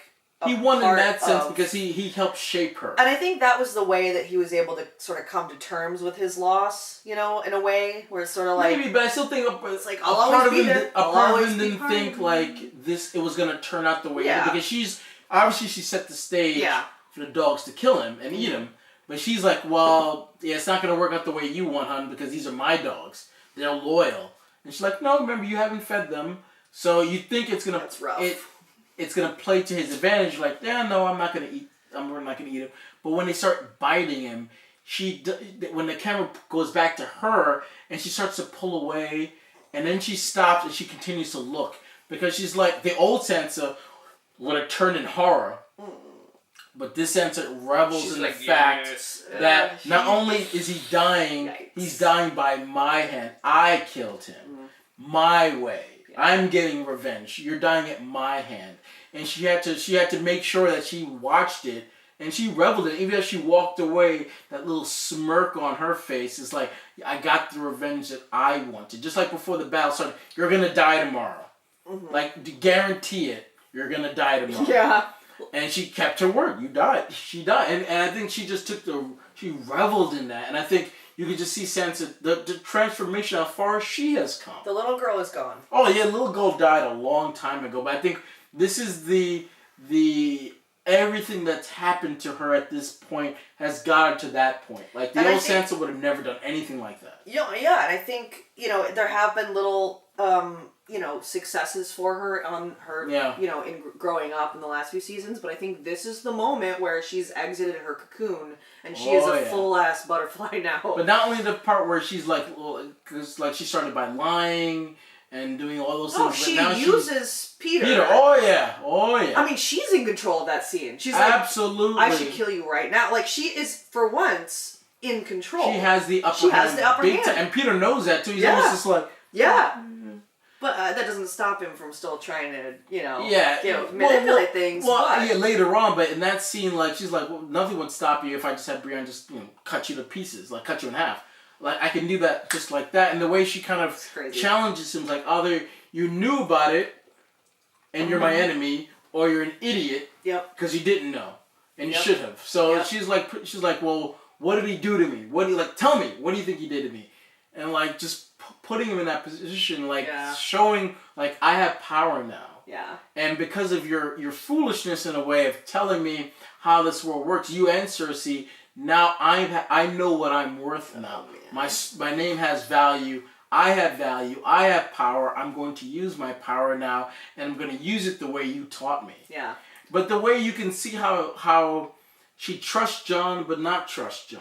Because she didn't tell Jon about the meeting with Littlefinger. She trusts him, but knows that he's not doing things right. Well, she's like, oh, this guy. Well, she doesn't know what she knows. Huh? Because she knows how the world works in the game, the way the game is played, the way Cersei and Littlefinger. Well, that's my point. Yeah. I think she trusts Jon. She just doesn't trust him to know what he's doing. Yeah. You know what I mean? Like, I think she knows he would never do something on purpose to hurt her. Yeah. Like, he's trustworthy, but he's kind of an idiot. But she's playing her own game in the sense where she wants power. Like, she wants things done right, but there's a part of her that wants the power. And with Littlefinger whispering in her ear, just remember, like, he's that's my brother. Oh, he's a half brother. Like, remember that. Yeah, well, and then remember, Littlefinger's still playing the game. Yeah, of course. He still is trying to get into it. He even says, like, I close my eyes and I see the thing I want, to be sitting on the throne with and you by my side. And he's trying to pit them against each other. Oh, absolutely. Absolutely. Yeah. Because he knows still there's a way to get what I want. There's that great look that they have when everyone's declaring Jon the White Wolf, King of the North. And they look at each other. And they look at each other. Like, this is not the way we thought it would go down. Yep. And what are we going to do now? I love that look. Because even she has that little smirk on her face when they start, there's only the King in the North. And she thinks, they mentioned, give it to me because my last name is Stark. She's not. She's like, I don't care if he's a bastard. She's like, you're the King of the North. And I'm like, And you can see Peter kind of give that look too, like, I thought it would play out differently. And then what are they going to do with that going forward now, with Jon being declared the King of the North? And it is similar to how Robb was named King in the North. And a lot of parallels coming back in this season. Where you didn't think they would follow him for whatever reason. With Robb, they thought he was too young, he was too green. With Jon, you think because he's a bastard.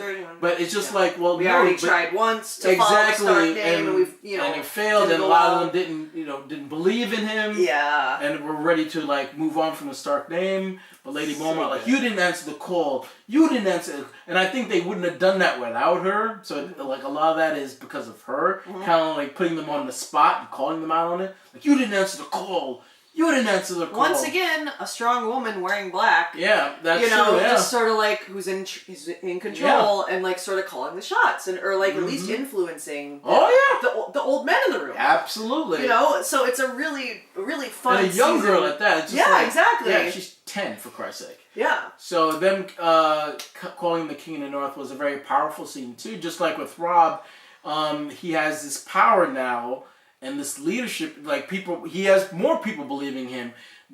He had the wildlings. Now he has the North. What is this going to mean? Yes. What is this going to mean with King's Landing and what's going on down there, which we'll get to? What does this mean now he's the King of the North? Mm-hmm.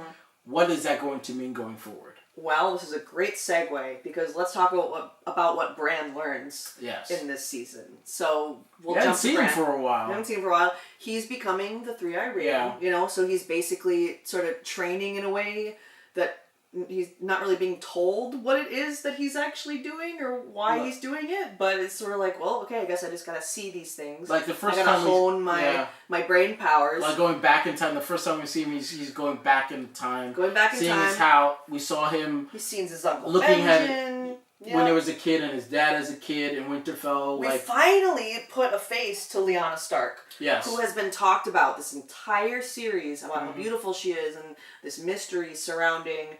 Or she basically started the war, right? Yeah. Like she started the Great War where she was kidnapped and raped by Rhaegar Targaryen. And we find out that's not true. Yes, and so it's really fun to sort of see the past and be like, oh wow, what does this mean? Yeah, it's also great, interesting to see Ned younger. So we see him as a young boy. We see him as a younger man. Good casting. That actor really, I can see it. Oh, yeah, you can see it. Yeah. But it also comes back to the fact that the way they see things and the way things are told aren't always the way things were. Yes. And Arya, when we talk about her, she comes to see that too. Mm-hmm. But with Bran, like, oh yeah, I've heard this story 1,000 times about how my dad killed this great swordsman. My dad killed him. Yeah, no problem. Like, and he was just waiting to see it happen. And then as things progress, he realized, well, this guy's way better than my dad. How did my dad win? And then we saw how he won. So you can see stab him back. Stabbed him back, but you can see how his dad could take credit for it because he laid the final blow. Yes. Unimportant. The important part about this is what you said about how the past is told is not the reality. Yeah. And that's exactly what we learned in this season. Oh, yeah. Where, Rhaegar and Lyanna, were in love. Yeah. And they had a little baby. Yeah. And the little baby was Jon. Well, she says his name and she whispers something in his ear. Right. I think people are saying it's like Aegon or Agar or something. Some play on and then that. You have to protect him, and then we see the baby's face and it cuts to Jon. Just so you don't know, just so you know, it's perfect. That baby is Jon. It's so good. If you didn't get it. But yeah, that's the whole point where it's like things aren't. Yeah. What they see. He is not. So Jon is not a bastard. He's Jon. And he's Stark. not. And he has Stark blood in, but not. Well, I guess Jon Targaryen, really. Yeah. I mean, ultimately. Yeah. So he's not. He's He's not a bastard. He's not Ned's son, even though he's like that's Ned's boy. Like, no, it's not. Yep.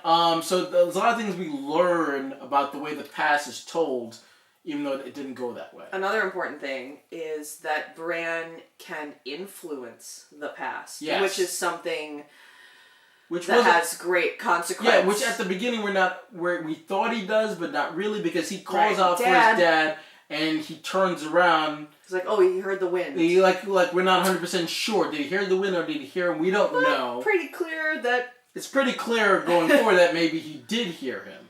We're not 100% sure, but as things turn out, he goes back. Well. And he sees the Night King sees him. Yeah.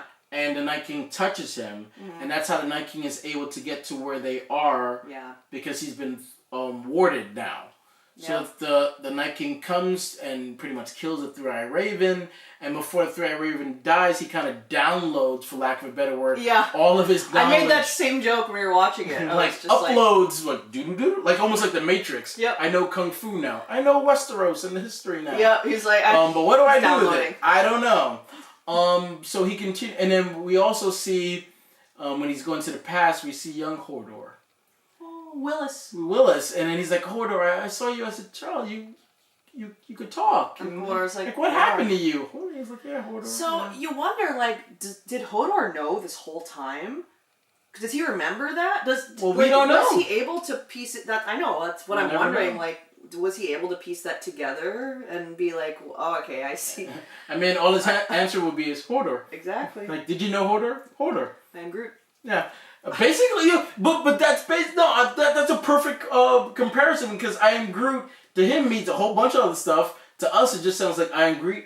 For him, it's just Hodor, but for us, it's just Hodor. But for him, it means things. Well, right, yeah, and they always talk about how simple he is and how stupid he is, but I think but he knows what's going on. Yeah, I think that they showed that in he's maybe a little scared of what's going on for sure, where he's like but he can understand things. But he knows. Yeah, because this is like when she's explaining like, I can't wait to start eating things besides moss, and she's like, wouldn't it be nice to have an egg and some bacon? He's like, Hodor, yeah.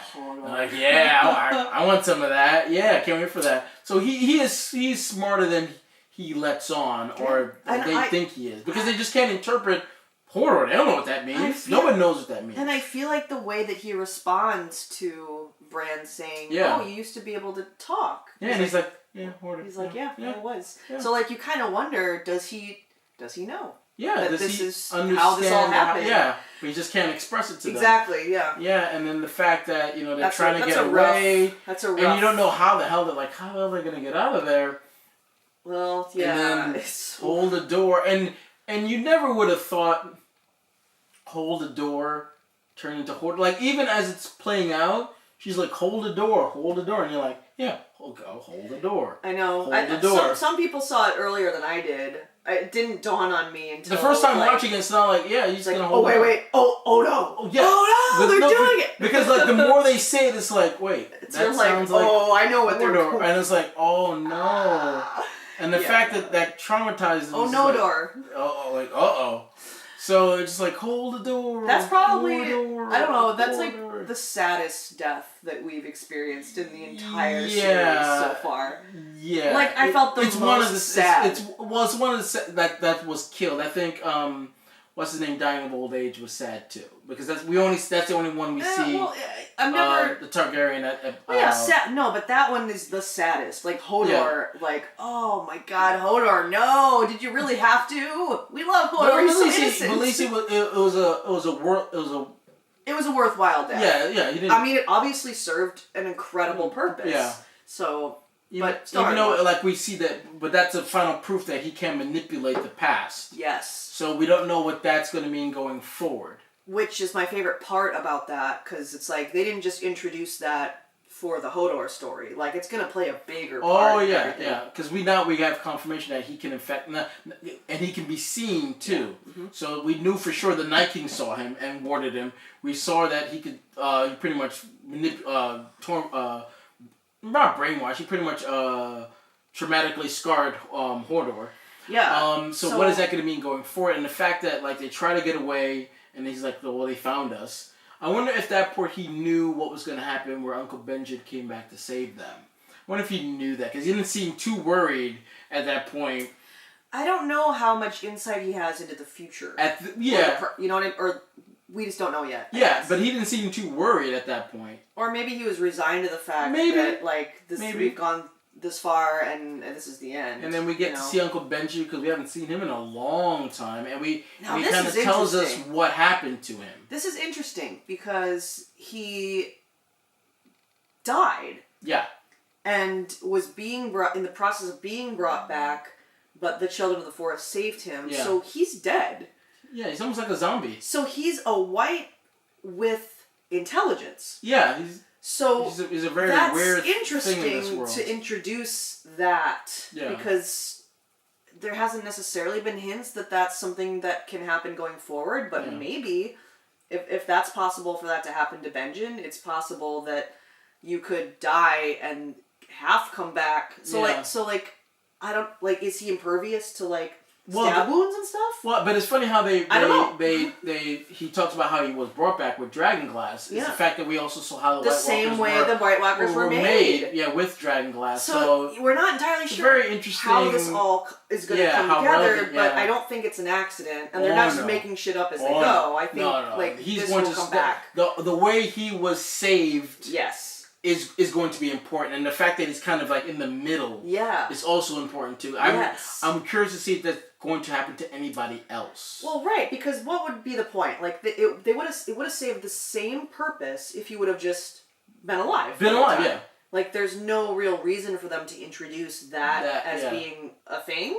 Unless it's going to come back. Well, of course. Or going forward. Or not only if that might happen to someone else. Yeah, that's what I mean. Yeah, exactly. Or that might be a way of stopping the Night King too. We don't know. But the fact that what happened to him is not going to just be relevant to just him. See, there's all these little things that I think are just going to come together in the greater tapestry. But I also like how this season where we see characters that we haven't seen for a while come back. Yeah. Like, Benji we didn't see for a long time. Rickon we didn't see for a long time. Bran we didn't see for a long time. All these people are coming back, and some have more relevance. The other, Rickon, useless. And then we also see the Hound come back. Where the last time we saw him, Arya thought he was dead. We thought he was dead. But we come they do that cold opening where they're building this building. And this guy's helping out, and then it's the Hound. And we find out... Which pleased me greatly. Yeah, I think it pleased because we saw the turn in him. Yeah. Where he was like... Even more so in those moments, in that episode of him with the I don't know what kind of religion they really were. Well... They were talking about there is a God, but I don't know which one. I think they're just they're spiritual people. Is that the right word for it? Because they believe in something, but not. But they don't know. Yeah. What? Yeah. Because he's like, is it the Lord of Light? Is it 7? Who knows? Nobody knows. I don't know. Yeah. So but we got to see the turn before we last saw him, where he was sticking up for Arya, but now we see with these people, he's kind of given up on that in a sense, where he's kind of come to terms with dealing with his past. And he's hard on him. He's been hard on him. He's like, oh, I don't deserve anything. I've done terrible things. And it's like, you still have a chance to make amends, to redeem yourself. Yeah, and I think that's what he's trying to do. It's starting to sink in. He's starting to believe that, like, hey, maybe I'm not all evil. Maybe I am maybe a good guy a little bit. Because that guy represents the fact that he was like, he did terrible things in his past. Yeah, exactly. And the fact is, like, it's never too late to make amends. Yeah. To go down a different path. I think that did get through, and I was like, yeah, I did do terrible things. There is a way for me to get some kind of redemption, and maybe sticking with these people is the right way to go. Yeah. But then these guys come in, and he knows right away they're a threat. He knows right away. Yep. He knows. He's like, you don't have any silver, but you got food, you got steel, and you got women. That's enough. Yeah. And he knows something terrible could happen, and he was 100% right that something did happen. They all got slaughtered. Yep. So he goes to get revenge. He was conveniently out chopping wood. Yes. Yeah. Obviously, it would have played out differently if he was there, but he wasn't. So they all get slaughtered. He goes to get revenge. He gets a little bit of revenge. He runs into the Brothers Without Banners, and then they convince him that, there's more work for you to do. There's another road of redemption. Come with us. And he kind of he does, because they kind of convince that there's more to things than just doing nothing. Yeah. So we don't know and this whole idea of there's a plan for you. Yeah. The Lord of Light has a plan for you. Yeah. You wouldn't have been saved if it wasn't for a reason. Yeah. And Melisandre keeps bringing that up, like with Jon, with a whole bunch of things, right. And now the Brothers Without Banners are saying the same thing. Same thing, and they might have a point. Like, you're here for a reason. Like just like the guy told him, like, you should have died a couple of times. I thought you were gonna die when I put you in the cart. I thought you were gonna die on the cart. Like, I thought you were gonna die. He's like, I guess I'm hard to kill. Like, well, no, because they're convincing, like, no, the Lord of Light has a plan for you. What that plan is, I'm sure we're gonna find out going forward. Once again, another one of those moments where we're planting something that's going to play into the bigger picture. Oh yeah, absolutely. Like the story's not done with him yet, because they could easily have been, yep, he died there, and that could have been the last we saw of him, and Arya would have got a nice kill, and moving forward, because that's what we were led to believe. Yep. But things work out differently, and speaking of Aria, I was gonna say, let's do let's that talk to Aria. because Let's go to this Bravos. is some crazy stuff. Yeah, that we saw with her this we season. we left her in season 5 blind, and we meet her back in season 6 still blind, almost be cast out of the house in black and white. Not sure what she's gonna do. She's pretty much like a beggar on the street now. And that girl without a name. Did they ever say her name? I don't think so. They call her the waif. Okay. Pretty much is just tormenting her, like beating her up and like, oh, I'll beat you up tomorrow. Kind of still testing her in a way, like, what is your name? Kind of still testing her, see, like, is she worth reinvesting in? Because they gave her a chance, she didn't go through with it. Yeah. They cast her out. Like, is she worth bringing back into the fold? I think there's also a part of the waif that's just like reveling in it. I'm the girl without a name here. Don't, you know, like, you're not taking my spot. Yeah, like I'm established. Like I'm actually, you know, yeah, dedicated to the god of death or whatever. Yeah, and you can tell she's jealous of Arya because of her and Jaqen have this kind of relationship. Yeah. that she doesn't have. Yeah. And the way he looks like believes in her and is willing to give her a second chance, maybe. She's willing to cast her down, and every chance she gets to beat her up and to put her down. Yeah, it's like you're not ready. You're not ready. You're not ready. She's not ready. Yeah, and the funny thing is, what we thought Arya was training for, it's not. She becomes someone without a name. She becomes, but like that's not what we were expecting. We were expecting that she would have to like live there. Yes. But no, I don't think that's it at all. She is allowed. That's what they want her to do, to go out and be a person and take names. Well, she gets to have her cake and eat it too. She gets the best of both worlds. Yeah, and I think that kind of was the plan all along in Jaqen's mind, where it's sort of like, maybe you need to be trained if you're going to be an assassin to kill the people who are owed. You know what I mean? Yeah, but... Yes, but I think the sense that she gets to be, because at one point she thought she'd have to give up, Arya, being Arya, giving up, having revenge and just kill random people, but never doing what she wanted to do. Yeah, so she thought she had to give that up. Yeah, and we thought that too. Oh, but I think all along maybe there are more ways than one to serve the many-faced god, the god of death, right? Yeah. And it turns out Arya has unlocked one of those achievements. But and we first think like she when she gets her sight back, they give her another task like there will not be a third. Like you've gotten a second chance, there will not be a third. He pretty much tells her one way or the other, there's gonna be a new face on that wall, one way or the other. So whether you succeed or you don't, we're getting a new face. It might be yours. So they give her the task of killing this actress.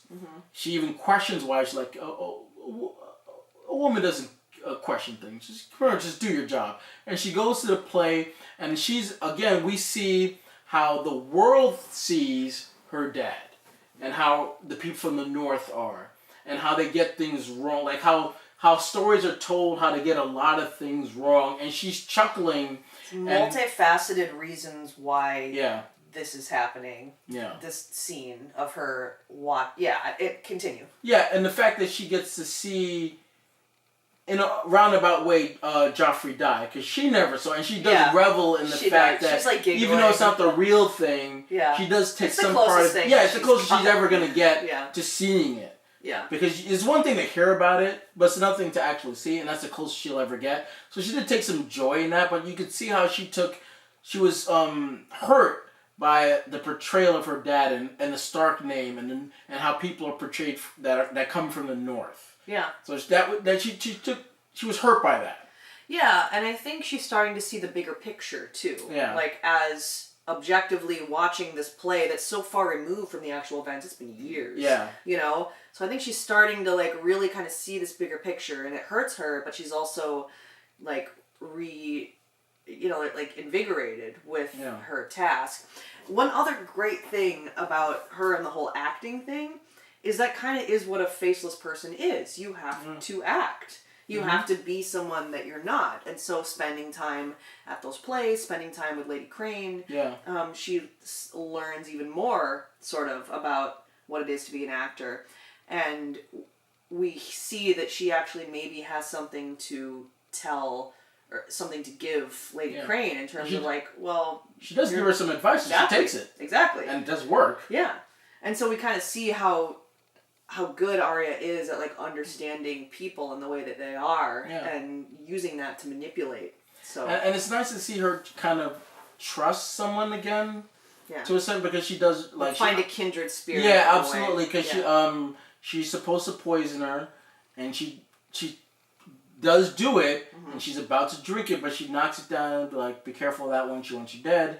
And the fallout of that, because they find out, and they try to kill her, and they almost do, and then she kind of runs back to Needle, which she knows is her saving grace, and she wins. I don't know how believable that is, to be honest. Well, she has been trained in the darkness for so long that she does have the advantage in the dark.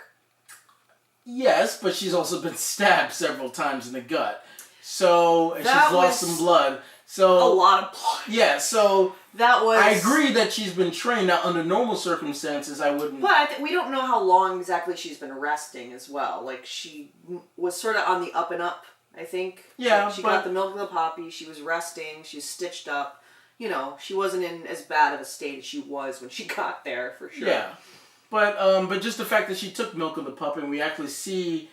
Like, that thing will really knock you out. Like, it's literally, it put her right to bed. I really need that. And the fact that she trusts Lady Crane, the fact that she's like, no, I don't want milk of the puppy. Like, no, take it.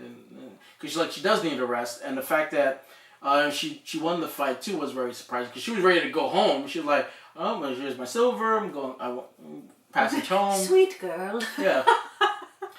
And the fact that, you know, she has Needle again. And we know the significance of Needle. And the fact that she's like, no, I'm going to pretty much, I'm Arya Stark, and I'm going to kill too. I'm going to be an assassin, but I'm still going to keep my name. And Dragon pretty much is like, okay, you can... Like, once she puts the girl's face up there, like, all right, kind of like, our partnership is over. There's a phase for you where kind of... we're even at this point. She didn't do a very great job of cleaning that up. It's like bleeding all over the place. It's like some other girl will clean that up. It's like some other girl. Yeah, some other new girl. Someone will clean that up. So what's interesting is she took or was given some of these faces. We're not sure. Yeah. Well, we don't know that yet. Well, we don't know how, if she was given them or if she stole them. Yeah. But she definitely has at least one. Because we find out at the House of the Freys, she was there. Yeah. And like watching it the second time, you understand that she was going to try to kill Jaime too. Mm-hmm. Because she was kind of, you know... Well, she was definitely... He wasn't on the list. No, but she was definitely trying to get his attention. I think she was just tickled that, like, oh, look at all these people here, and I'm gonna get what I want tonight. Finally. Maybe, but I don't. Because I think she knows better now at this point than to take a life that isn't on a list of some sort. You know. Yes, but I'm not 100% sure why she was kind of making eyes at Jaime. Like I said, I think she's just tickled. I think that it's working. Yeah, maybe. Yeah. Yeah. I think that she's pulling it off. I guess so. But I'm curious if Jaime was a different kind of guy, or if it was early on in the show, try to take her up on it. What would she have done? So, I mean, maybe we'll never know. But I'm just because like that could have played out completely differently. Or what if Bronn was just like, oh, I'll take a stab at her. Well, I think I think Arya knows she has this newfound power, and so she's thinking like, she's I'm coming for your sister. She's like, I'm coming for your sister. Yeah. I think that was part of it too. Yeah, maybe. You know, I'm in I can kill you if I wanted to, but you're not on my list. Maybe, I think so. Maybe there's something of that. Yeah. Or because I think maybe she's like, yeah, if you come try to get with me, I could kill you. Mm-hmm. So I think she's playing a little dangerously with that. And then, well, of course, I mean, they draw attention to that so that we know. You know, they're setting it up for us, to the audience. It's not necessarily just about what Arya's thinking. They're setting it up so that we're like, oh, that's the servant that was in the room that liked Jaime. And they're like, wait a minute, no, it's not. That's Arya! Yeah, because you don't know until you know. No, right? Yeah, exactly. But it's like when you like, oh, she was there, and then, like she could have done something, or something could happen to her. Yeah, Because when she comes back with just Walter Frey, he's like, well, where is everybody? And where are my sons? They're like, they're here, my lord. And they're like, where? They're right here. And then you can see the thumb, and he's like, what the? Oh my god! Like they're very hard to get into that pie. They were hard to carve. Yeah, and then she takes the face off, and then she's like, North remembers, and the last thing you'll see is a Stark looking down on you. And the way she slit his throat, it's the same way her mom's throat got slit. Yeah. It's almost like she knew. Yeah. Exactly like. Can I just say, like, Arya's a little insane. I love her though. Because that's a satisfying kill. What she could have done is just killed them and then left. Yes. But instead, she kills his sons, carves them up, bakes them. And so I'm just picturing her that's like a lot of work. I'm just picturing her like, putting the batter together. Well, first killing them, chopping them up, and then she's like mixing the flour. Yeah. It's like there's a lot of process. I'm like, dude, are you okay? That. Are you okay? To get them all in one pie, that's hard. Well, I'm sure it was just even though she said, but even so, that's or hard. Maybe it's a lot of pies. Maybe the rest of the Freys and the whole cast will just eat off of their sons for like. Or she could have given some to their dogs. We don't know. But the fact that he's starts to it's such a satisfying death. Mm-hmm. The fact that she takes someone else off her list. Mm-hmm. And she gets revenge, and she loves it. We do too. She's my favorite character. Her and Jon. Sometimes it's Jon, sometimes it's Arya. But at that point, I'm like, yes. Yeah. Revenge is sweet, and she revels in it, and she enjoys it. And some people might be worried that she's enjoying killing, but not me. I love it. I was worried at the end of this season. But then in season 7, it's like, oh, she's fine. She's normal. I was never worried. Because you never know what they're gonna do with this show. True, they really could take any character and have it go down any path. Yeah, but for me, it's like because a lot of people are like, of how gruesome of kill it was and what she did leading up. It's like if she was doing this to people that didn't deserve it, yeah, I'd be worried. If she killed an innocent, yeah, I'd be worried. But the fact that she's killing people, it's like Dexter. Like Dexter was killing people that deserved it. If he was killing random people, then there's a reason why you would hate him. She's killing people that deserve it, rightfully so. I know. I mean, killing is killing. I couldn't do it. No, neither could I. But it's a very special type of person who is able to commit those kind of acts. But maybe if you told Arya when this show first started, this is who you're going to be, she probably wouldn't be like, I would never do that. I don't know. I feel like she would be like, yeah, that sounds about right. I don't know. Not to this degree. Maybe to a degree. Because remember when she first killed the fat boy, that was one thing. And then she took Rebel at a point where I killed the fat boy. At that point she hadn't seen a lot. Yeah. She's seen a lot. Oh yeah. Sure. But I just think now I think she's more comfortable in killing, obviously. And I think she could take joy in it because it's people that deserve it. It's one thing if she was killing an innocent person, just like she could have killed other people too. Obviously, she could have killed Jaime. Maybe she could have killed if things happened differently, but she didn't. She probably killed something. Probably his sons probably did try to do something to her, and then he killed them. We don't know the whole story of how she killed them. Mm-hmm. But the fact that she did, they deserved it too. They took a part in it as well. And they really the writing, like I said, before people die, they always set them up to make sure we know that they're shitty people. And he reminds them yes, the Red Wedding and also just the sons are idiots too, yeah. which we see with the Siege with the Blackfish and Jaime's there, and they're just idiots. You know? So it's like they don't know what the hell they're doing. Yeah. And the fact that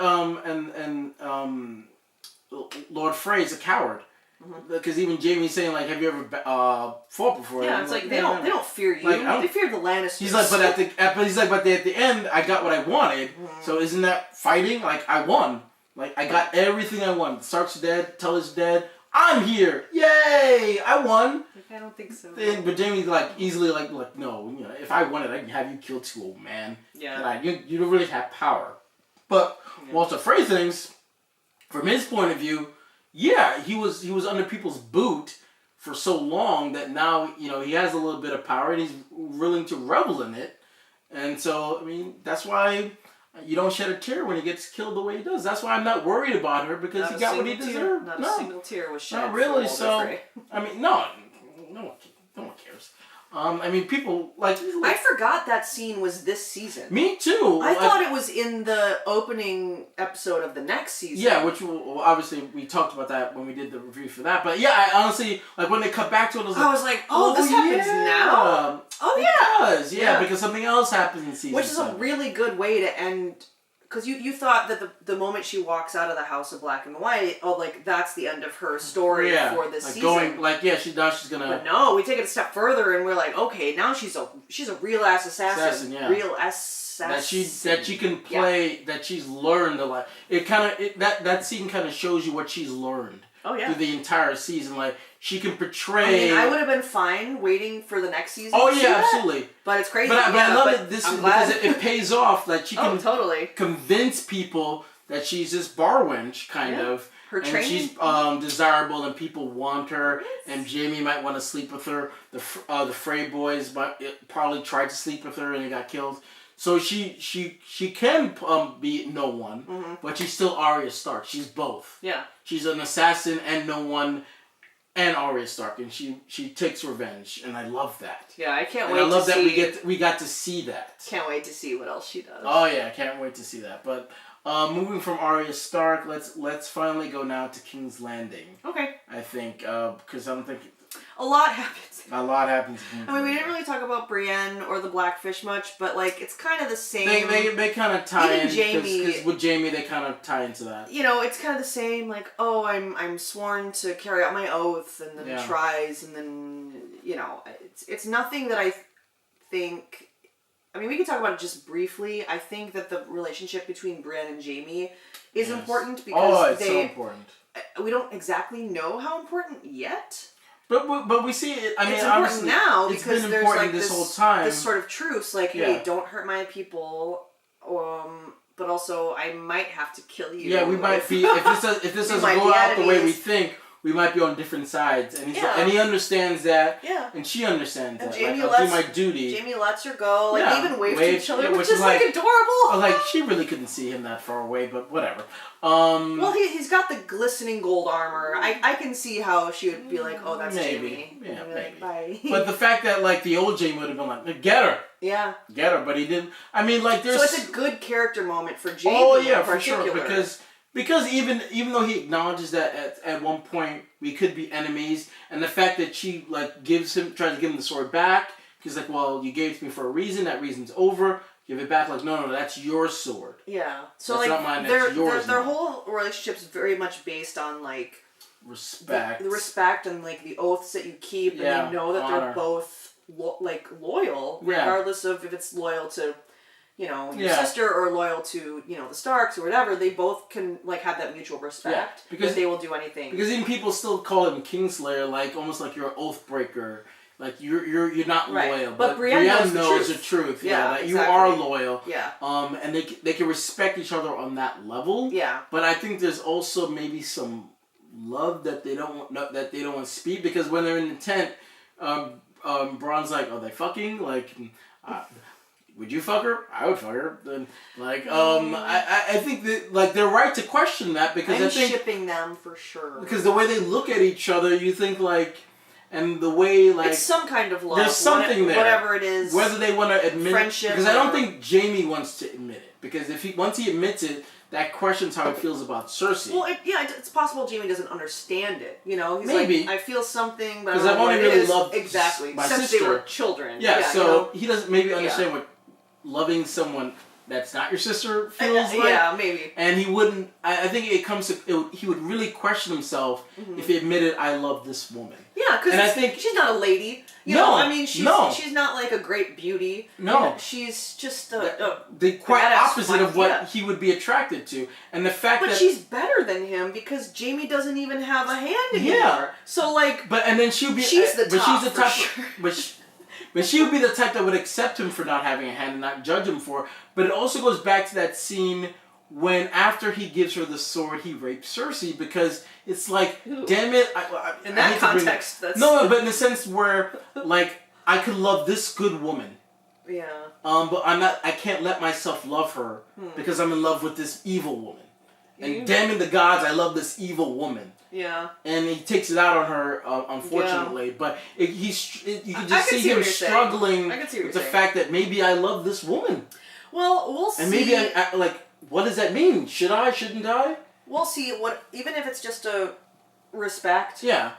It's going to come back. Of course. In some way, and it's going to matter. Because how does she feel about him, too, is another thing. Probably... Because there's respect, too. She loves him in a different way. Maybe. A romantic way. Anyway. She does, regardless. She does look at him a certain way, just like Bronn keeps Well, and Cersei says, do you love her? In, season 4 or whatever. She's like, do you love him?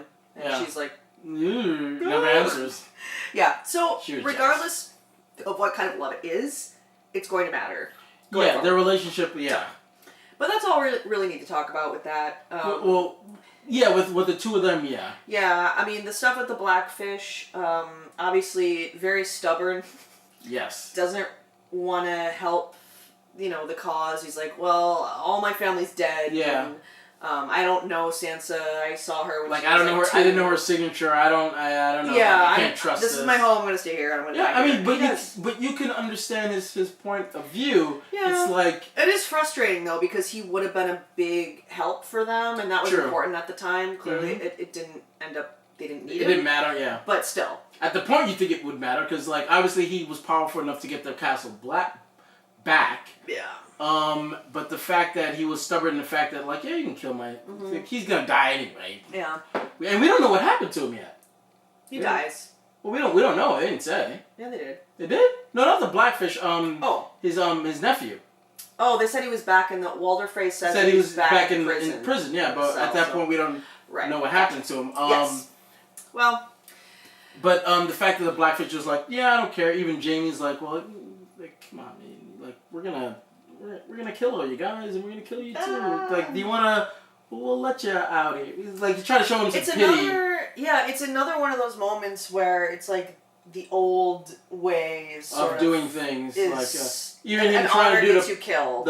Exactly. It's another example of you're doing it the Ned Stark way. Yeah, exactly. Honor is not. Don't be so stubborn. Don't be so honorable.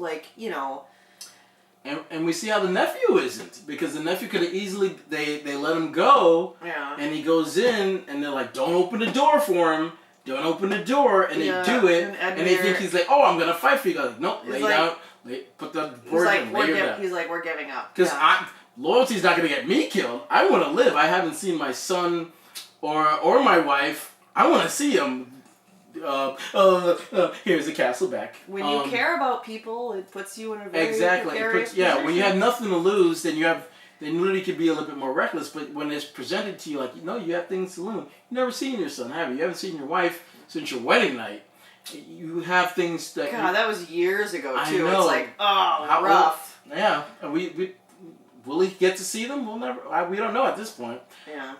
But the fact that Jaime used and hangs it over him, because he even says at a point where I was a captive once, and I respect your sister, and the fact that she loves her kid just like how Cersei loves her kids. He brings that up. Certainly a theme in a lot of different ways in this series. Yes, absolutely. So it's curious to see where. And then when Jaime comes back to see what has happened. He's like, oh, a lot has happened. He's like, what did I fucking miss? Yeah, let's talk about that. Every time he leaves and he comes back, Cersei is different. Every time he leaves and comes back, something major happens. Well, dude, don't leave. Let's talk about that because that's intense. Yes. This is probably just one of the best sequences in the series.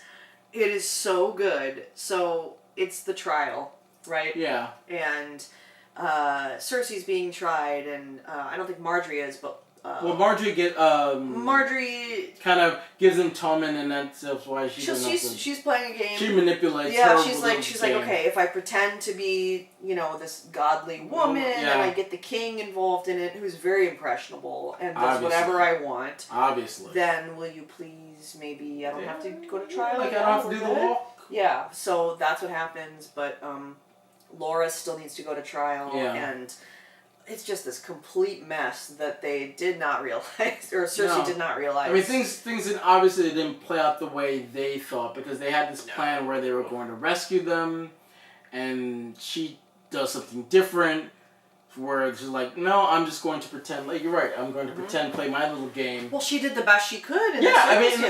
She was smart. That was the smartest thing she probably could have done, because she knew the dire situation. Yeah, and she played it. She saw how much they were breaking down. She played the card she had at the time, not knowing what they were trying to do. Yeah. So you don't blame her. So this could go so many ways. You really don't know, and that's why it's so good. What's going to happen? And they were hinting at it all season, that Cersei had some kind of plan, but we weren't really given a lot of information. She's talking to Maester Qyburn about some kind of plan they have about under the city. What's that all about? But I think I mean, and the way the show plays it out, you think Lady Elena is the one who gave her the idea, because she's like, you have all these enemies, you're all alone. What are you gonna do? Kill everybody?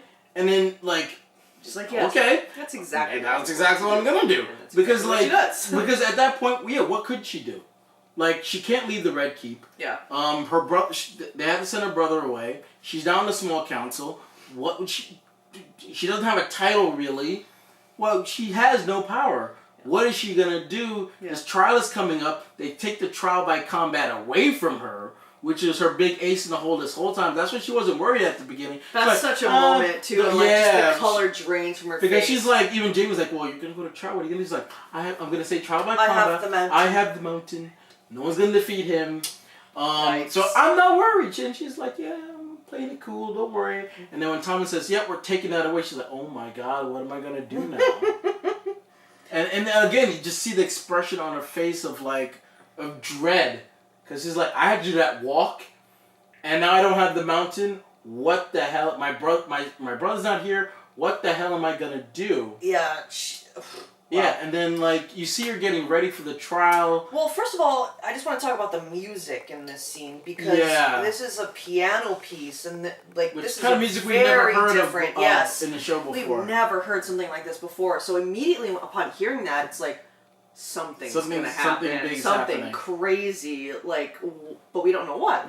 At that point, we still think Cersei's going to her trial. Yeah. So we're thinking oh, this is where she dies. She's wearing black. This is where she dies. Or something happens to her. Exactly. Yeah, that's what I mean. I never was worried that she was going to die. I just think something was going to happen to her. But the key, she could have died. I mean, they've been killing off. True. Villains. Yeah, they've been killing a lot of people. So it's but the key to that something's up is when Tommen decides, all right, time to go, and then the mouse is like, nope, you're not going anywhere, and then now, ooh, something's up, and then the fact that they're waiting for her, and then everybody's there. So well edited. High Sparrow's there, Marjorie's there, the Tyrells are there. All these people, her uncle's there. All these people that she despises, that pretty much spat down on her and didn't consult her when she came back from doing her walk of shame.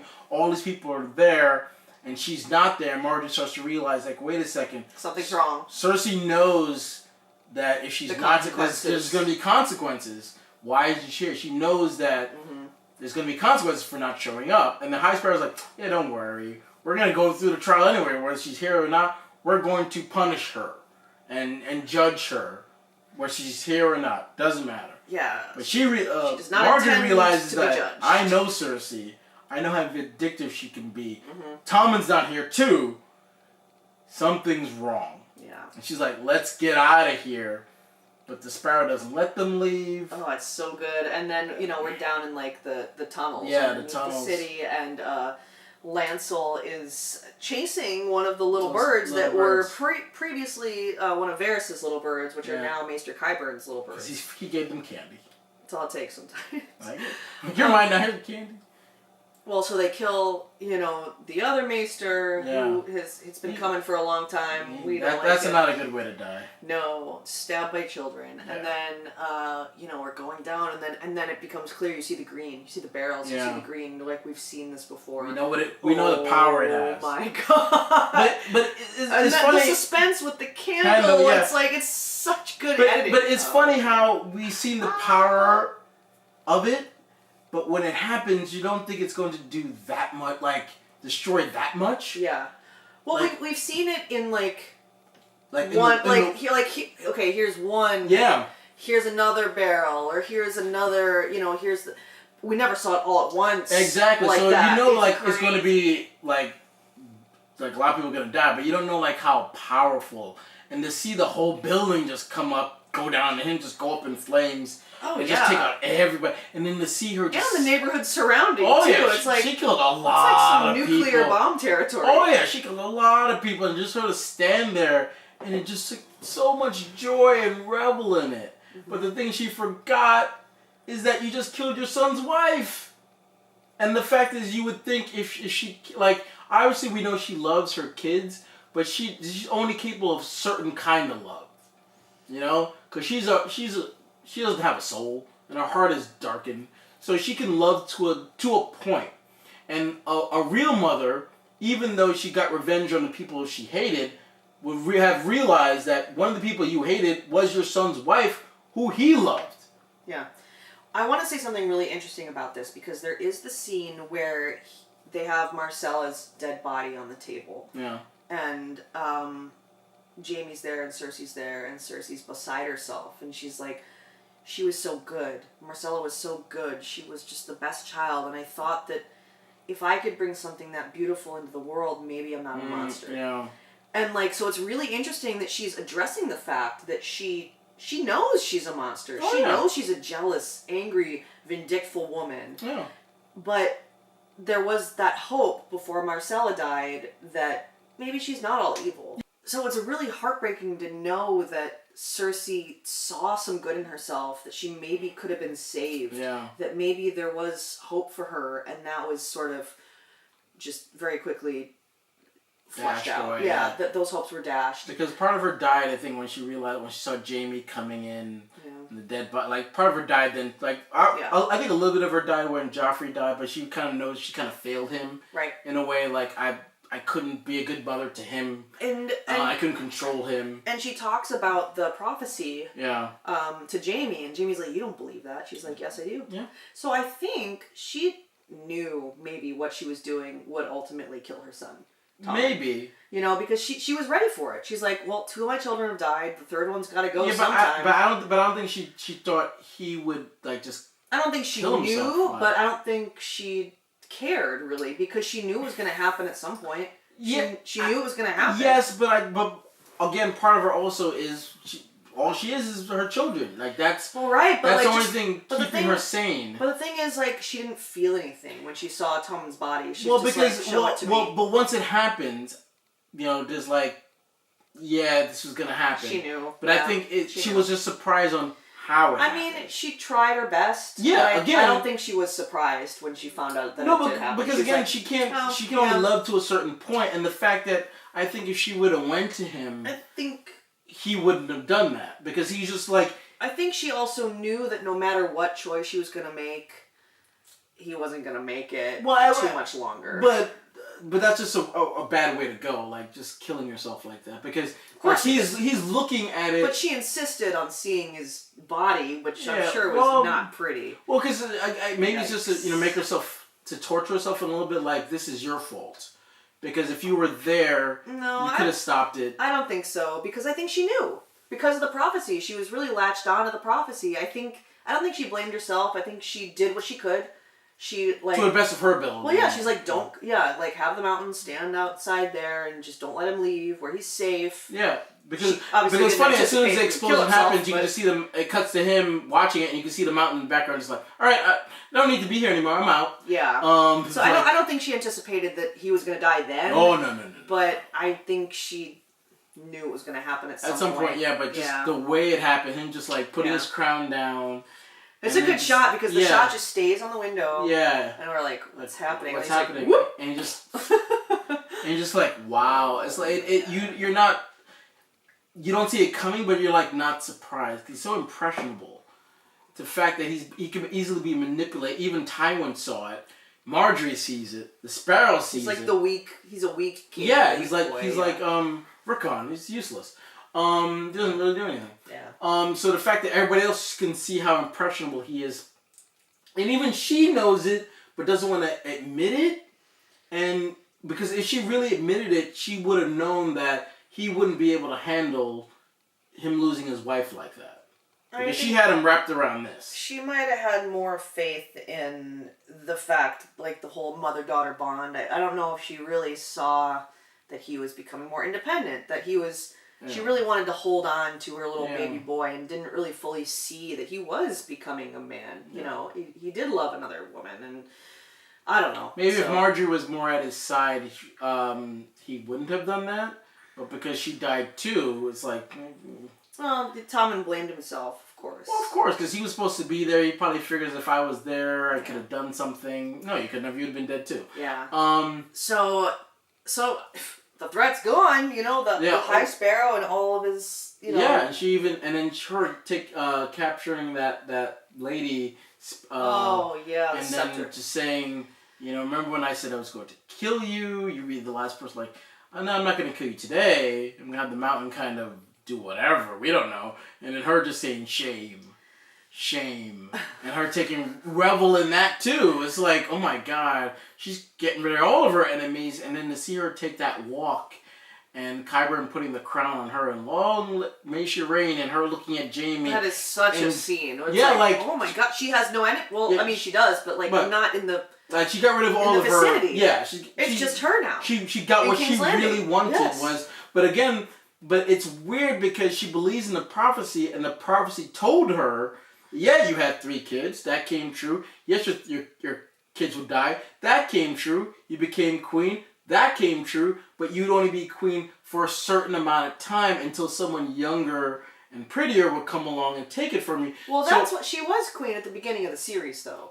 So the prophecy's talking about Marjorie. Well, she thinks so. But now it's come because now she is the queen. Like, she has all the power. And you can easily think the prophecy was talking about she'd be queen because she's married to her. It could be, or by marriage. Could be but Daenerys now she's too, who's younger. But I'm saying, so she probably thought it was Marjorie. Yeah. But maybe now it's Daenerys now. Maybe. Because now she is the queen. She's not the queen and there's a king. She has all the power now, and the prophecy could be like, yo, you're going to be the queen for a time now. What's interesting about this series... So she could have been reading it wrong. Yeah, what's interesting about the series is there's a couple different ways to read prophecies. Yeah. And if you know the books, you'll know that the prophecies are a lot more fleshed out. And so there's been a lot of speculation as to, like, what certain things could mean, and who is this person that the prophecy's talking about. It could be Jaime, it could be Jon, it could be et cetera, et cetera, et cetera. So, like, that's a really interesting thing to, like, pay attention to going forward, is how these prophecies can be, like, interpreted in different ways. Yeah. Because she thinks, like, oh, I won. But no, literally, if you look at it from a certain point of view, yes, it could have been Marjorie, because she was queen for a time, too. Yeah. But if you look at it from another point of view, like, no, it could be Daenerys now, because now you're... Yeah. So, it's interesting how it could... But I just love the fact that when they put that crown on her head, she's like, yeah. So, I want to zoom in on that, because I couldn't quite tell what the design is on the crown. Yeah. It's not a lion. No. So, I kind of want to, like, figure out what that is, because I feel like it's going to be... It may or may not matter, but it might just be kind of a fun little tidbit to see what... Because I think she sort of abandoned the whole, like, Lannister thing. She's wearing black. Yeah. You know, she looks very military-esque. I think she realizes that, you know, the Lannister name isn't going to continue on. She just loves Jaime, and that's it. Yeah, that's all she cares anymore. about. Yeah. So, like, I kind of want to zoom in on that and see what that is. So it's also interesting that, you know, because that stag has been on King's Landing the entire series. Yeah. And now, theoretically, there's no stag anymore. So there's a lion on that seat now. Oh, right. Yeah. But she's definitely not dressed in the Lannister garb, so... I just love the fact that look that her and Jaime have. And Jaime's like, what the fuck did you do? Like, again, it's like... And she's like, I did what I had to every do. time he leaves, he comes back. The dynamic has changed. And it's changed big time. Now he comes back, she's queen. Such a good way to end this season. My son is dead, and now my sister / lover is queen. Perfect. What am I gonna do? What is she gonna do? Because you're right. She has no kids now. So good. Like, how is Jaime gonna this is now in his lap now, and how is he gonna be able to deal with her now, where she has all the power? Yeah. Because before, when we meet her, she is constantly reminded, and we're constantly told, you have no power. Everybody else now has power. You have nothing. Yep. And now she has all the power. She is the queen of all the 7 kingdoms. And what is she gonna do now? What is she gonna do when she finds out that Littlefinger has betrayed her? What is she gonna do when she finds out that Jon Snow is the king in the north? What is she gonna find out what Lady Olenna has been doing in Dorne? When Daenerys pops yeah, exactly. What is she gonna do when she finds out all these things? Because scary. It's funny how the show says, when you eliminate one enemy, another enemy pops up. And that's kind of exactly what just happened. Even though she got rid of all the enemies in King's Landing, now House Tyrell has kind of has joined an alliance with the Sands and Dorne. And what is that going to mean? And how is that going to turn with Daenerys now? Because now it kind of looks like they're with Daenerys. So how is, you kill one enemy, and a couple will take their place. So now she has new enemies. How is she going to deal with that going forward is very, very interesting. And it's a great way to leave this. That's a great way to leave it. Because she's the last big threat. I mean, you could argue Euron is. Yeah, he's a threat, but she is the White Walkers. But Cersei's. Well, to Westeros right now. Yeah. Her on the throne because she is a complete wild card. Well, and it's not like she's just comfortable there now. She's like, I won't rest until all my enemies are dead. Because just like Jaime said, it's you and me. Fuck everybody else. Yeah. Whereas you and I are the only ones that matter, and everything that someone takes from us, we're gonna take back tenfold. Oh, man. So he remembers telling her that, and now she has the ability to do that. So he's like, how far is she gonna go? She has no kids. I'm the only thing kind of keeping her sane. So it's on me now. So that's a big burden for him to put on his shoulders for a guy with one hand. How's he gonna deal with that? Well, we'll find out. So that's season 6 in a big nutshell. Talking a lot. Large nutshell.